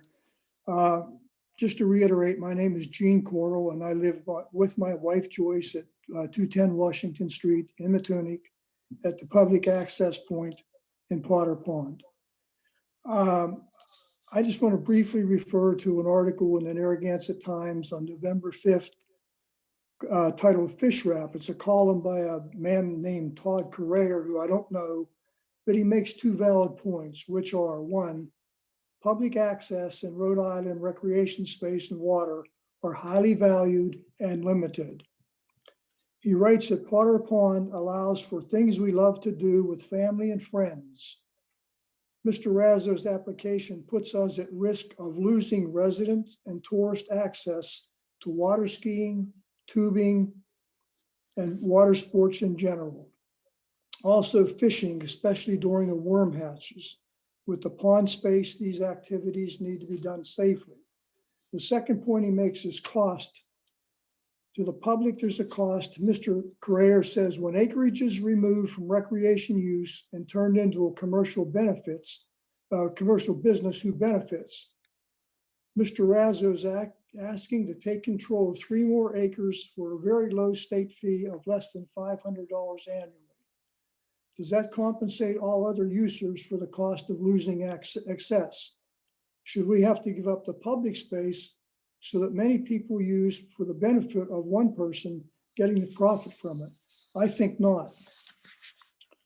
Myself and probably some others were recently disappointed to learn this subcommittee did not have the opportunity to read the 140 letters sent into CRMC back in 2018, and again more recently opposing this expansion. I think that with so many citizens and taxpayers writing to express concerns, you should have had the opportunity to hear for yourself rather than one person, Mr. Dave Butel, offering his summary. My view on those same numbers would be very much different from his. His reference to outer staters to me could mean people with second homes here, or vacationers who choose to come here and rent, or people who might plan to move here, move back here again, like my son does when he's able to. They're choosing here versus somewhere else because they enjoy recreating in the cove. They bring money into the area. And I think the people that do live in the area but are not fortunate enough to live, quote, on the pond should be represented and their concerns should be heard as well. As was mentioned, we live right at the public access at the top of Washington Street. So we've spoken to many pond users over the years. Our view is that they seem to love the cove as much as we do. I do hope you take the time to read all the letters from 2018 and the more recent ones before you render your opinion to the whole CRMC body. As public servants in today's most cynical time, this would be a good thing for you to do. Anyone with firsthand knowledge of Potter Pond knows that there are only 2 areas where the water is deep enough to boat and tube, and that's been said over and over and over again. The one area up where Mr. Raso owns a home and the other area here in Cedar Cove where the new farm is proposed. All the other coves have, like sycamore and seaweed, have grass. Seaweed Cove also has some really rocky barriers in there that are barely hidden. You can rip the bottom of your boat off. And then they expanded the mooring field there because more people want to moor over there. Many places are too populated with docks and boat traffic, or too shallow, being 3 feet or less, which has been said numerous times. In the past few years, we're now seeing more people come up the gut past the restaurant into Potter's to tube and ski, because the big pond, Point Judith Pond, is pretty well farmed out. There, as Mr. Butel said in his last testimony, the waters off the channel are pretty well built up, and so there's no place to go. Having owned property here on the cove for 20 years or so, most of the changes we've seen have been positive changes. However, in my opinion, prohibiting the use of any portion of Cedar Cove for all who live on or otherwise enjoy access to Potter Pond for their recreational use for the benefit of one business would be a tremendous disservice to the entire community. In closing, my belief is that if the proposed farm comes into Cedar Cove, it would be too dangerous to ski or tube safely. I don't think either can safely coexist with the oyster farm. At my age, I wouldn't risk it, but I was a kid once. And kids being kids, they think they're invincible. So if there's an accident or someone is thrown into those floating cages and the gear's there, whoever has the liability better have a lot of insurance. Thank you for your opportunity to speak. Appreciate it. Thank you, Mr. Coral. Mr. Willis, I just want to confirm that the subcommittee has received all written comments that have been submitted to the agency on this application, including those submitted in 2018.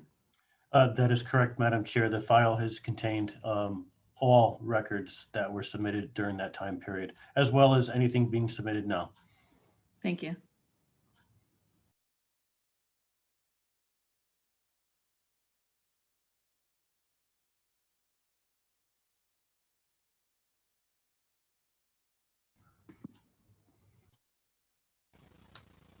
You are muted there, Madam Chair.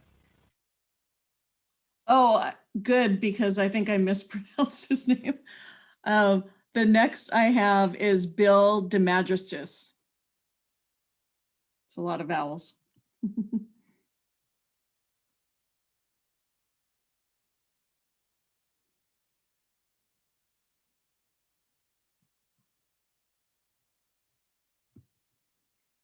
Okay, you need to turn on your video and unmute.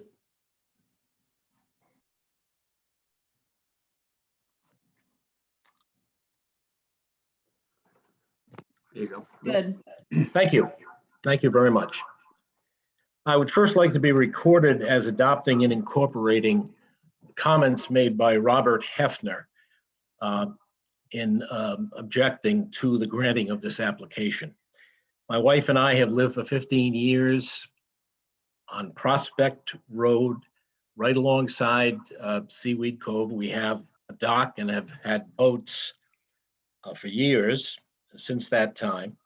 And we have, over the years, many times and continuing, taken our boat into Cedar Cove, pulled our relatives and friends and grandchildren on skis and inflatables, and we have done paddle boarding, kayaking, and we continue to do it. And we have observed many other people doing the very same thing.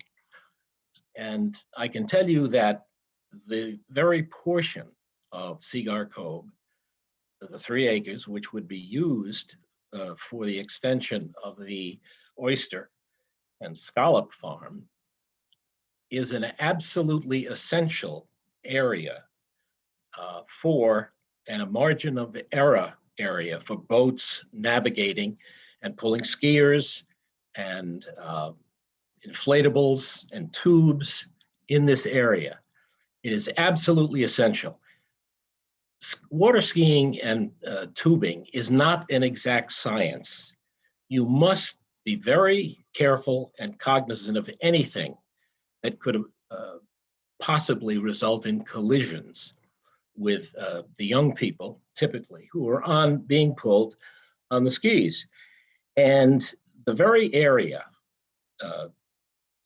applied for here, the 3 acres, is not really 3 acres. It's much bigger than that because of the necessity of avoiding the area completely, which compresses the size of the area in which this kind of activity goes on.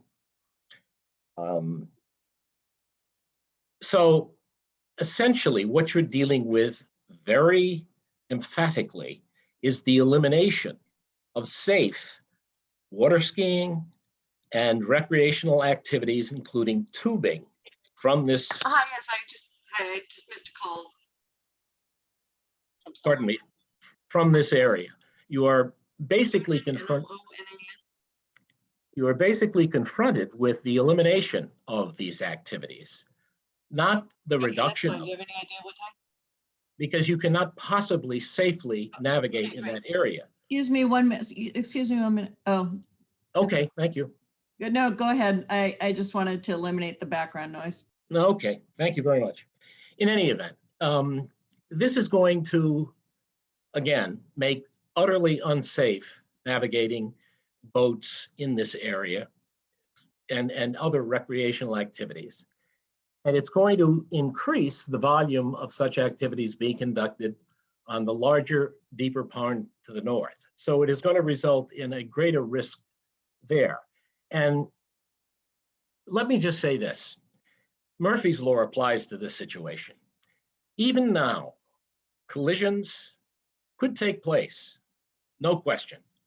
But this is going to substantially and dramatically increase the possibility of that. And, you know, we all know Murphy's Law. Murphy's Law says sooner or later it is going to happen, a tragedy. And it will. Nobody can insure anybody against that. The very depth of the water that is an issue with respect to the farming of scallops is important as a margin of error and a buffer so that boats can navigate safely around each other and avoid any sort of contact with each other or the oyster farm. There is a 7 or 8 acre farm that Mr. Raso has done a superb job in making a very successful business. And it's also in an area that's appropriate for the farming and avoids the kind of contact or restriction of recreational activities because it is shallow. He wants to extend it, he can extend it in that shallow area. Boats don't go there. So, you know, basically, in a legal sense, this is the restriction, and I would suggest to you the elimination of recreational activities in this area, Seagar, which is a timeless use of by the public of recreational activities for essentially what it is, private financial gain, and more specifically for the cultivation of scallops. That is the dynamic. And there is no question that the need to cultivate scallops, to make the money from it, to enhance the size of the 7 or 8 farm that already exists, does not begin to justify a timeless use of this area for recreational activities.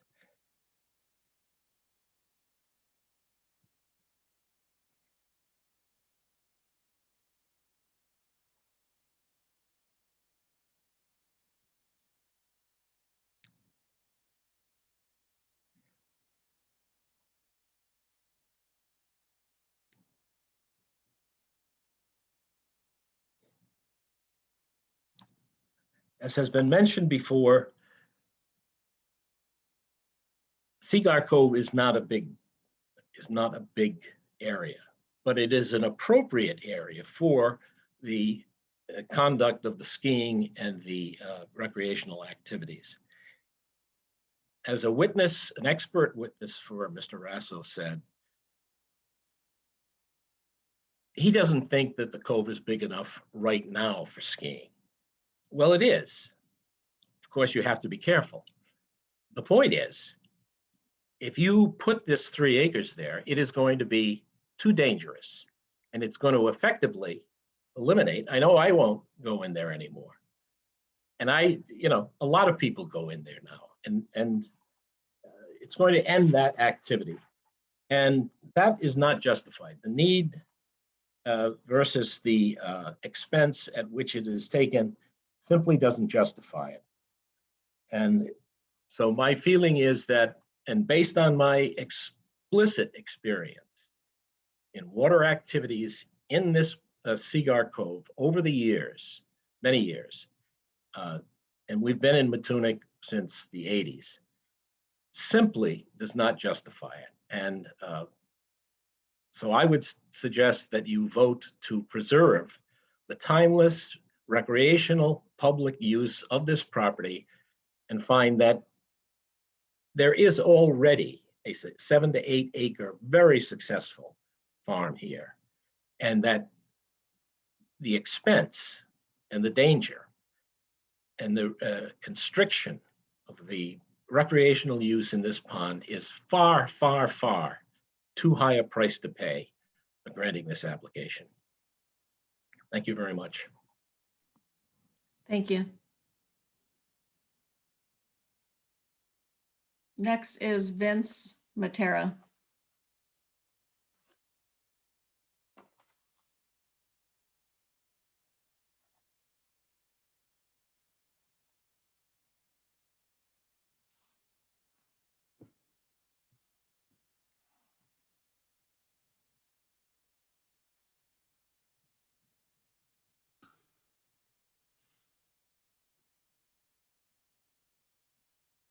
Hello? Hi, we can hear you, Mr. Matera. We Oh, can't. very good.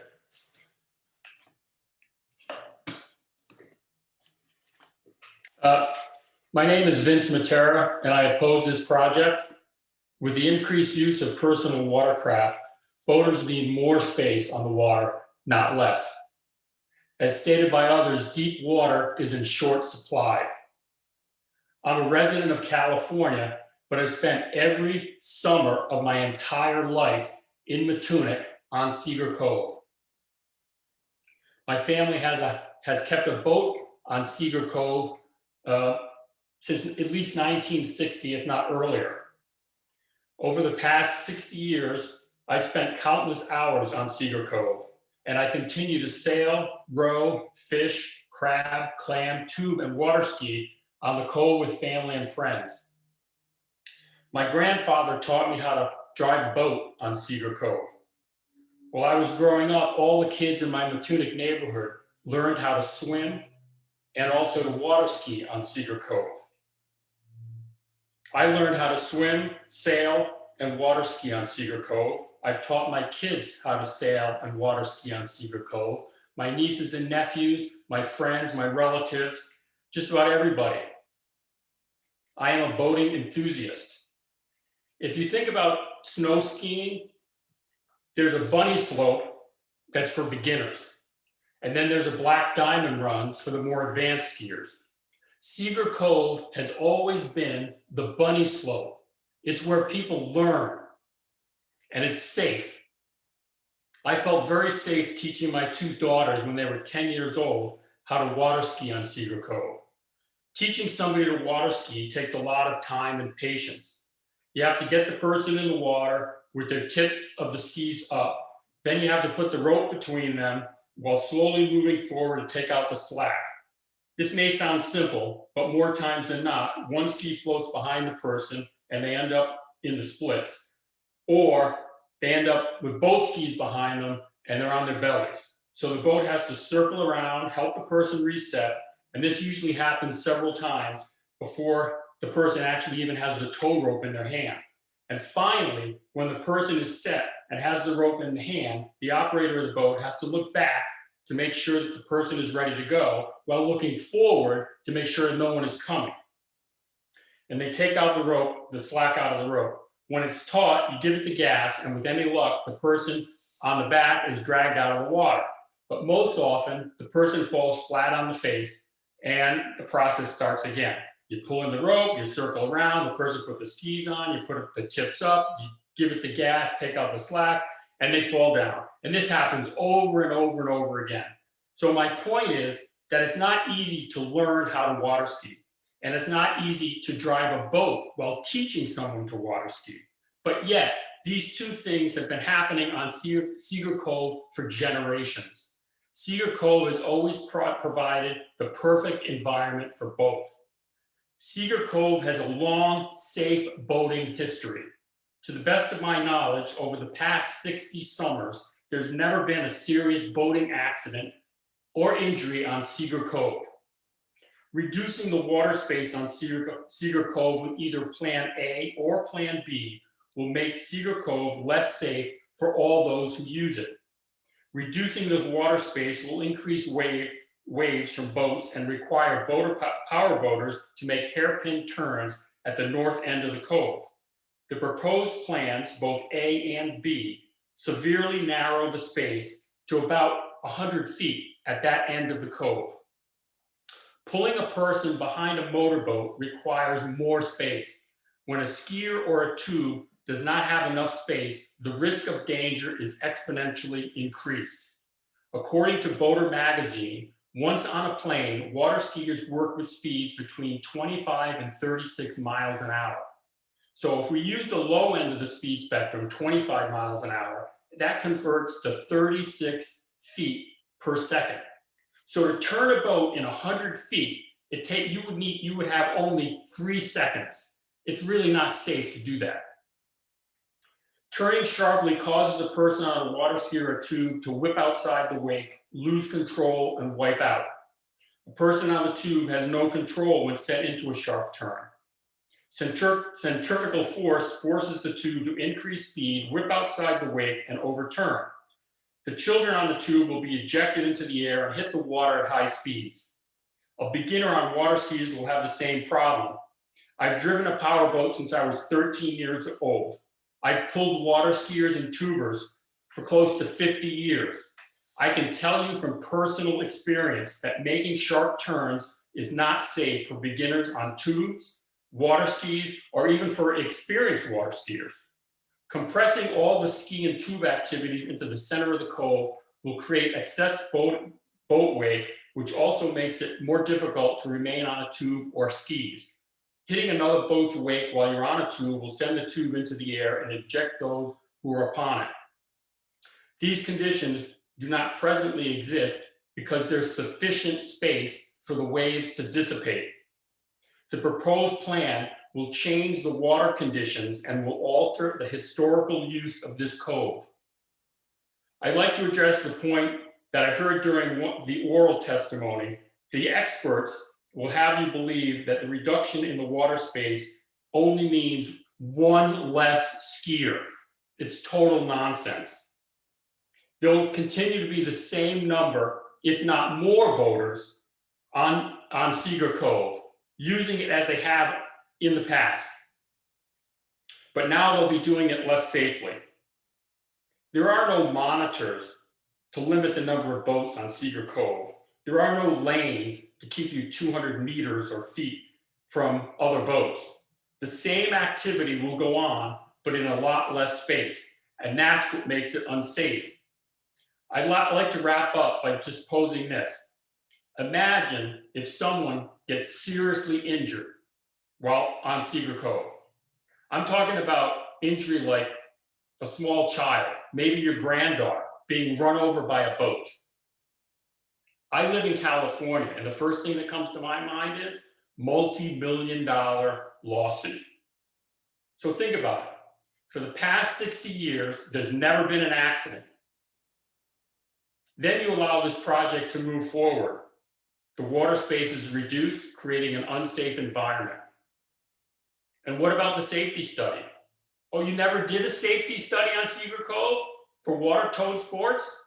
I know, I don't think it would take a legal scholar to conclude that someone was negligent in their duty to ensure public safety. What jury wouldn't award tens of millions of dollars for the death of a small child? You know, I hope the situation like this never comes to pass. Please do not approve this project. Keep Cedar Cove safe. Thank you, and hope everybody has a happy holiday. Thank you, Mr. Matera. Douglas Campbell.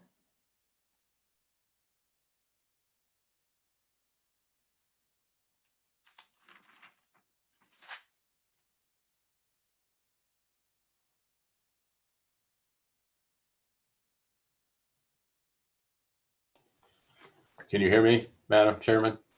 Yes. Thank you. My name is Douglas Campbell. I live at 360 Sycamore Lane. We look down, I saw an earlier Christine show pictures. I don't know if you can see exactly, but our house looks down on Cedar Cove. You can see the narrow north channel. We look on the north part and the narrow entry to Cedar Cove. My grandparents bought property on Potter's Pond, the McCalls and Woodcocks 60 years ago. So I've been going to the area for 60 years. We learned to water ski on Potter's Pond. Today, there are 15 to 20 times as much activity on Potter's Pond. In fact, Dorothy Woodcock, my aunt, gave a wonderful summary, as did Robert Hefner, my neighbor. but there are now pontoon boats on Potter's Pond. And I think what's happened is it's forced a lot more people into Cedar Cove for recreational use. So from our house, we see, water skiing, we see sailings, even sculls occasionally. We kayak and canoe in the area. And I remember canoeing out to see the oyster beds years and years ago. And one time I went around the corner and all of a sudden I said, oh, there are 200 black ducks out there. And the new kind of slotting system that Perry had put in is it's incredible. He's done an incredible job. I admire what he's done with the restaurant, with the farm, with everything he's done.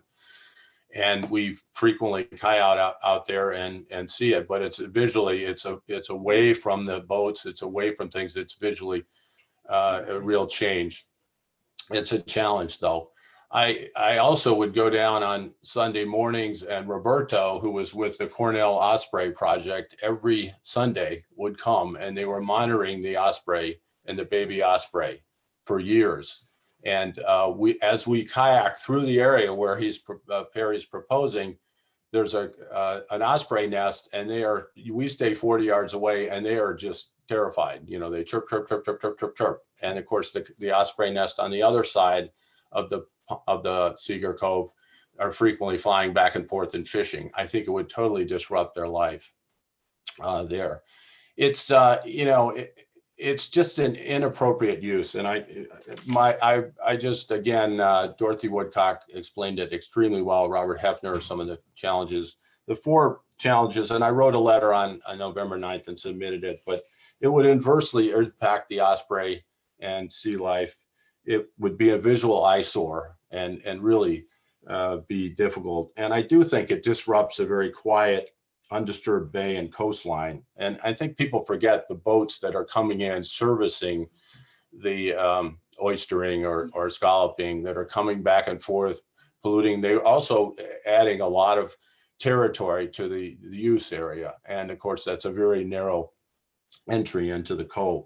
And it's just an over and inappropriate use. I mean, I admire what's being done, but it's out of scale, as many people have said. So thank you for letting me make a statement, Chairman. Thank you, Mr. Campbell.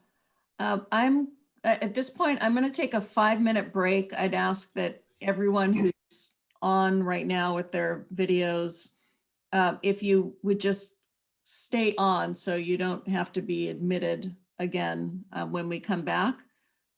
So if you just turn off your cameras and mute, and then when we come back, it's 12:23, so come back at 12:28. And then we will pick up with Anthony Souza. Thank you.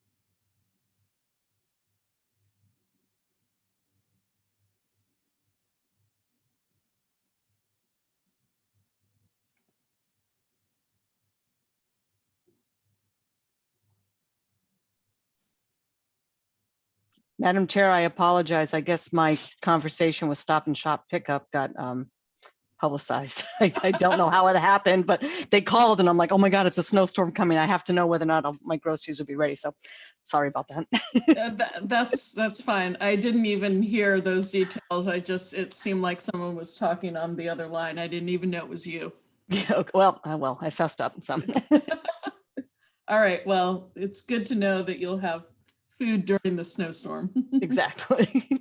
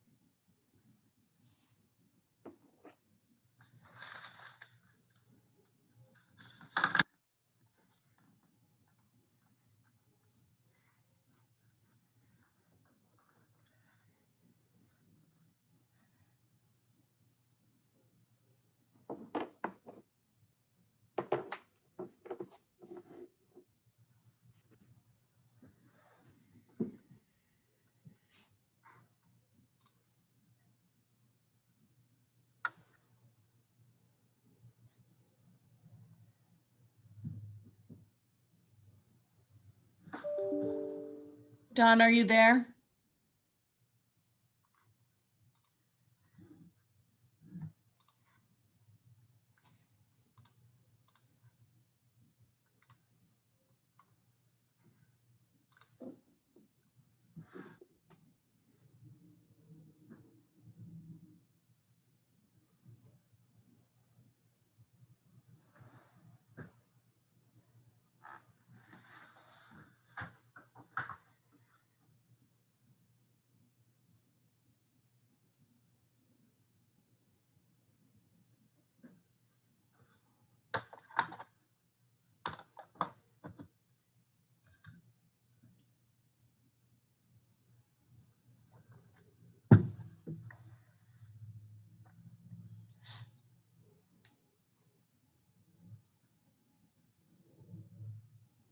Lisa, do you have Don's number? Would you mind calling him?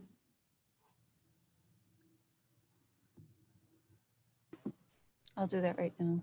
Thank you.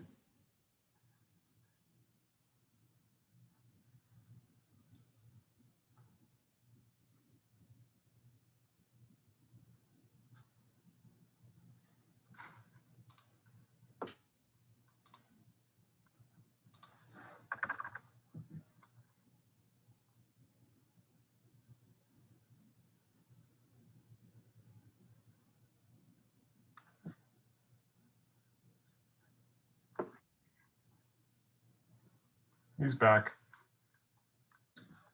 Okay, great. All right, I think we can go back on the record. Mr. Moore, is that right? Okay. It's 12:33.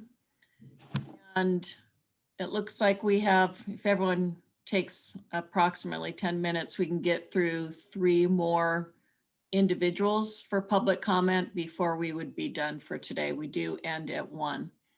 So I will start with Anthony Souza, but behind him we have Pablo Rodriguez and Diane Rodriguez. So, Mr. Souza, if you could admit him, Mr. Moore. I don't see him in the attendees list. There is a Catherine Souza.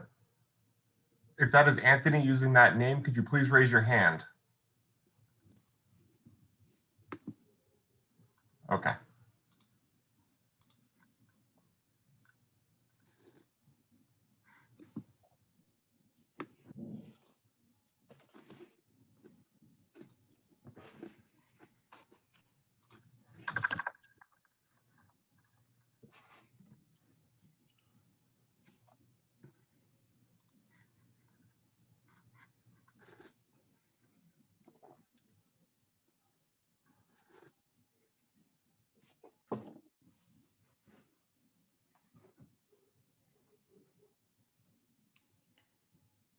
Mr. Souza, you need to turn on your camera and unmute yourself.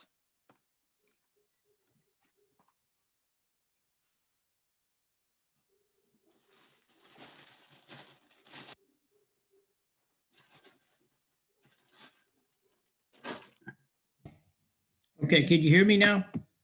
I can hear you, just not see you, but It's just taking a long time to Yep. work. Oh, yes, okay. we have you.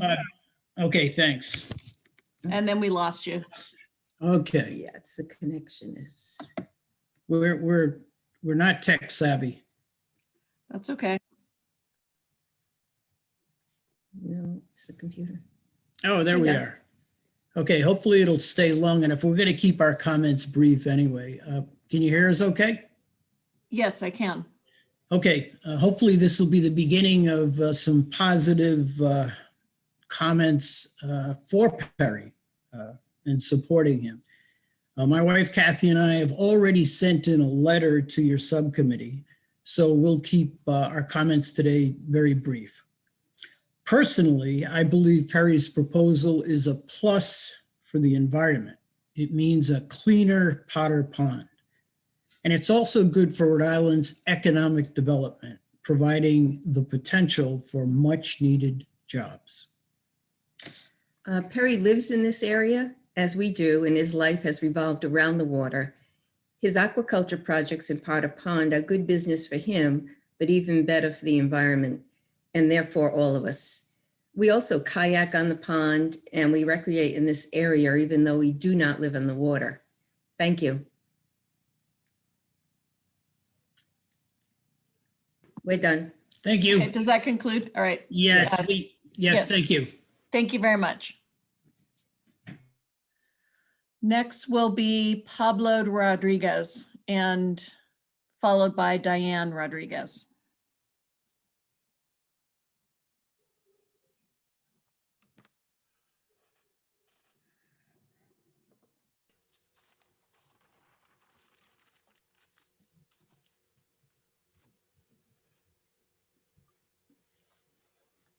Great. I think I am here.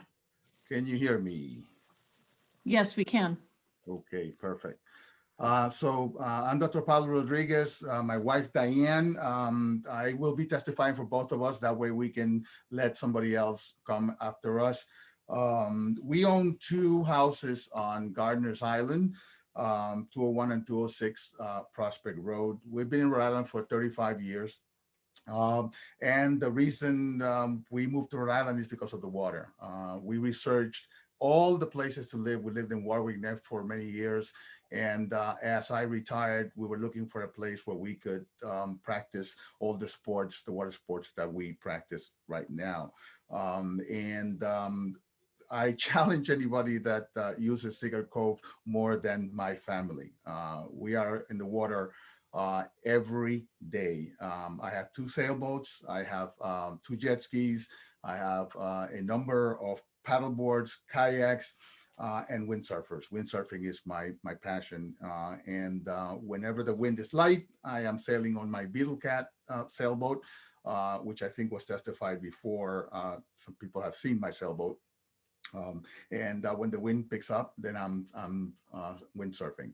So we have the two houses that right now provide for entertainment for as many as 40 people. My wife's family, five siblings have their own children, and now we have grandchildren. And we chose this area specifically because of the ability for us to entertain and to engage in all the sports. I'm also a member of the Watershed Watch. So I am in the cove every 2 weeks testing the water for bacteria, for temperature, for salinity. And we've been doing that ever since we moved to the cove. You can see me, in days where no one else is on the cove at 6 o'clock in the morning, taking my water samples every 2 weeks. This area is a tidal pond. So I am a witness and I have the scars to prove that the only place where you can windsurf, sail, jet ski, do any kind of boating in that area is definitely Sagar Cove. I have lost a number of fins, and my brother-in-law lost a very expensive prop by not knowing exactly where to go. So there's issues of safety that have to be considered. I have behind me an image of the cove and the areas where I need to sail. And when you're in a sailboat, you are dependent on the wind to be able to get to a different place. Let me see if I can move this a little bit better. So my other camera just broke down just in time, which is a much better camera to see this. But yeah, as you can see on the, let me see. Ooh, there you go. So when you're in a sailboat, and especially on a Beetle Cat, you can see here the wind direction coming from the south and southwest. The red line is the tag that I need to take in order to get into the cove. You don't have a lot of space to maneuver, because this gap right here, you see where the yellow spots are? Those are rocks. So the narrow entrance to Sagar Cove is very, very difficult to maneuver on my sailboat. Therefore, I need to use this tack in order to get in. When the wind is really, really tight and hard in the summer, when the sea breeze kicks in, if there's somebody boating in there, jet skiing, tubing, water skiing, I have no other choice but to take that tack. So with the new farm, I am not going to be able to come in with the boat, or I'm going to have to do 4 or 5 tacks in front of that very, very narrow entrance, which is blinded by the people coming from this direction into the cove. So this is a real issue for me as a sailor and as a windsurfer, and it represents a security issue for all the kids, all the grandkids that are members of our family that use this area. I don't know if this has been considered, but I was glad to hear from the person that is from the Avian Association. So as I said before, I'm a member of the Watershed Watch, and we test the water every 2 weeks. And 2 weeks this summer, we had 31 coliform bacteria, a count of 31 per 100 mLs, 2 weeks of the summer, July 22nd and August 19. This is before a farm full of birds that roost on the floating areas of the farm. This means that not only are you going to be eliminating the ability for people to windsurf, to do the boating, to do the jet skis or the water skiing and the tubing, but with 33 coliform bacteria per 100 mLs, that's when swimming becomes prohibited. So we came very close this summer to having swimming be banned on Sagar Cove, which hasn't happened since we've been there for 14 years. So this is something to be considered, because as I showed on this narrow entrance, this entire cove gets completely drained and filled by this entrance. So it's going to be very, very difficult for this cove to be cleansed if all of a sudden we have a number of birds just roosting on the structures that this farm is going to be creating. And the amount of coliform bacteria is going to grow to very significant levels. I think it is important for all of us to coexist. We absolutely love the restaurant. I actually like the oyster farm. I paddleboard around it when the tide is high, because in the low tide, you lose a fin if you do, or you can fall and hurt yourself. But I love the oyster farm, and I love the restaurant, and I highly recommend the goat cheese, beet goat cheese salad, as somebody else recommended. This is my wife's favorite meal. So I don't want to take more of your time, because you have heard from many other neighbors. This is a wonderful neighborhood, where, children are playing, where families are getting together. This is the first time in 14 years that I have seen this kind of animosity. It's unlike what we have experienced in Rhode Island for all these 14 years. So I want to close with the words of a great philosopher, Mr. Spock. The needs of the many outweighs the benefit of the few. Thank you. Thank you, Mr. Rodriguez. Okay, we are now moving on to Marilyn Matera.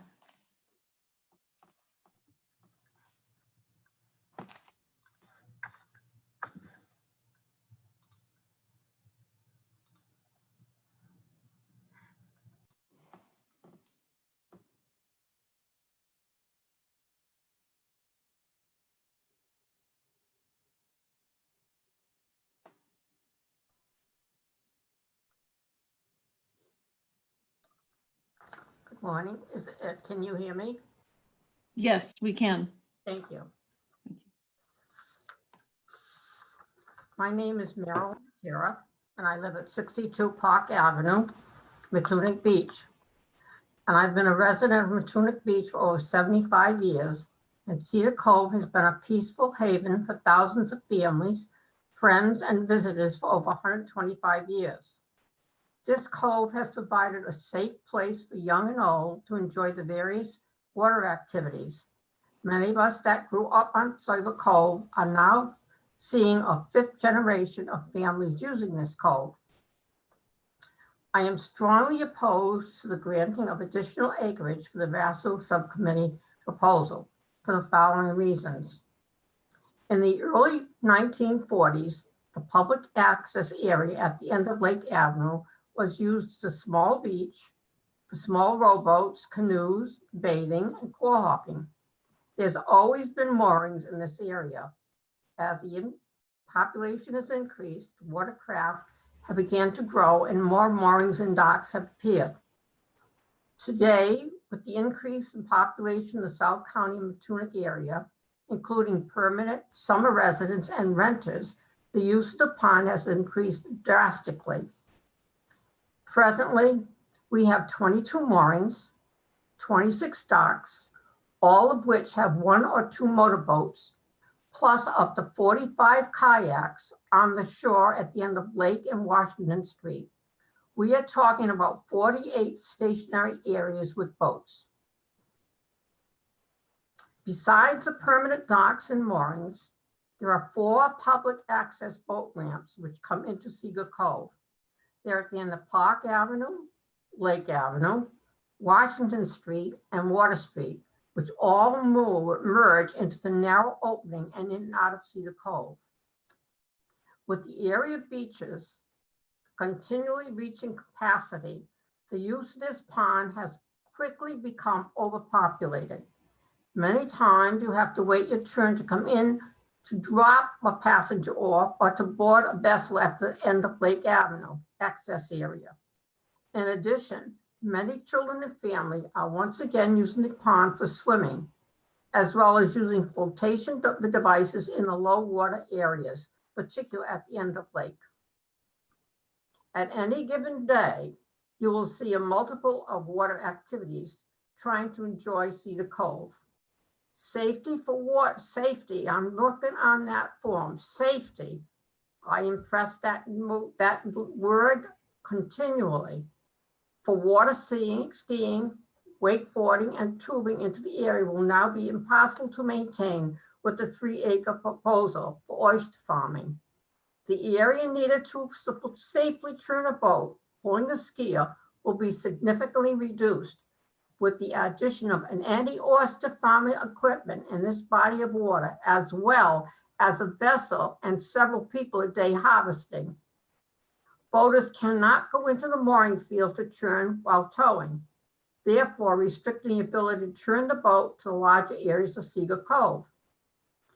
A boater must also take into consideration the changing tides.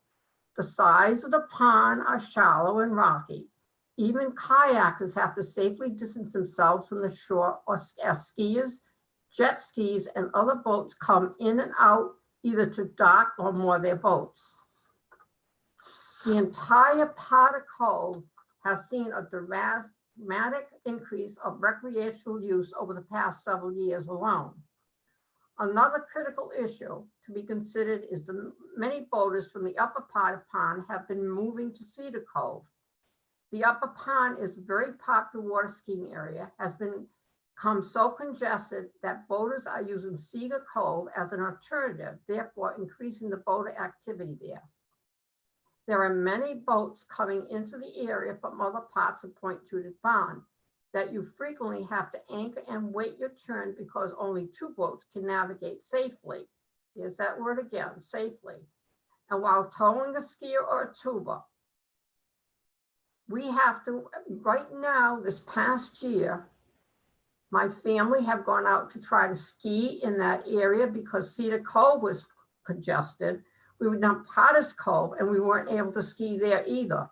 We ended up waiting and then getting discouraged and ended up going back at 6 o'clock at night to ski. One morning, the children went out at 5:30 to ski. I believe this is an issue of state safe recreational use of the public versus economics. The rental of the bedding proposal, I believe, is $150 annually. The homeowners on the pond alone pay between $8,000 to $18,000 in taxes annually. The South Kingston Beach community, many who are only summer residents, also pay a substantial tax. Take into consideration, you have an application to provide one business owner an advantage to increase earnings with hundreds of taxpayers, homeowners, and the public will be deprived of a safe recreational environment to enjoy Cedar Cove with family, friends, and neighbors. The Coastal Resource Management has already granted 6 acres of agriculture bedded to Perry in another area of the pond, which does not include the circumference around the area for harvesting and the barge access many times a day. Not only has the current 6 acres of agriculture better been taken from the public use, but it must be considered that there are 4 other areas of agriculture bedding close by, which inhibits recreational activities in Point Judith Pond as well. The public should have the right to use this pond in its entirety. The safe recreational use, and it should not be compromised for one person's financial gain. This decision will have a long-term impact on Cedar Cove, its surrounding residents, as well as many visitors to the South County area. This pond has been used for recreational use for over 125 years. I asked this committee and the Coastal Resource Management to reject this proposal, but I also asked them to put a moratorium on applications as the fishery advisories indicated, to further study the impact already made on Potter Cove, Point Judith Cove, Jamestown, and Charleston area. This 3-5% rule made many years ago needs assessing. Point Judith Pond is also being impacted. These guidelines are not a final determination for major decision-making in regards to public assets and recreational use. South County has a land trust. It appears we are now in the need of a water trust to stop the sale of water property for individual gains, leaving the public without access to recreational activity. Thank you very much for listening to my testimony. I appreciate it much. Thank you.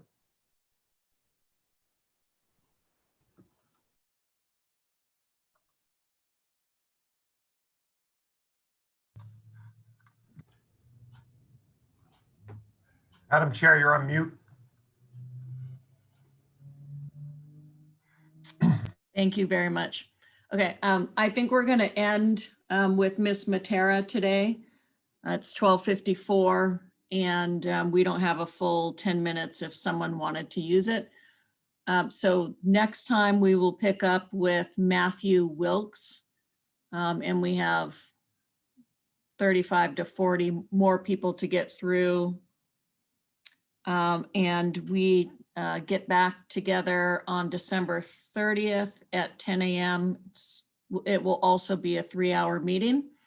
And we'll try to move through the rest of the public comments. And if we need to schedule a third meeting, we will. But again, I ask that people prepare their comments carefully so that they can speak between 5 and 10 minutes. Mr. Willis, is there anything administratively that we need to communicate? No, Madam Chair, we will just update the speakers list to the website to make it clear who's next and who has already spoken. Okay. Anything else, Mr. DeSisto, that we need to do? No. Okay. All right. Anything from council who's on? No. Okay, Nope. great. No, thank you. All right. So I will move to adjourn today's proceeding. Is there a second? Ray Koya seconds. Thank you, Vice Chair Koya. All those in favor say aye. Aye. Aye. Aye. Thank you. Aye. Everyone stay safe and get your Stop and Shop groceries. Thank you. Bye-bye. Merry Thanks. Christmas. Bye. Merry Happy Christmas. holidays. Bye-bye.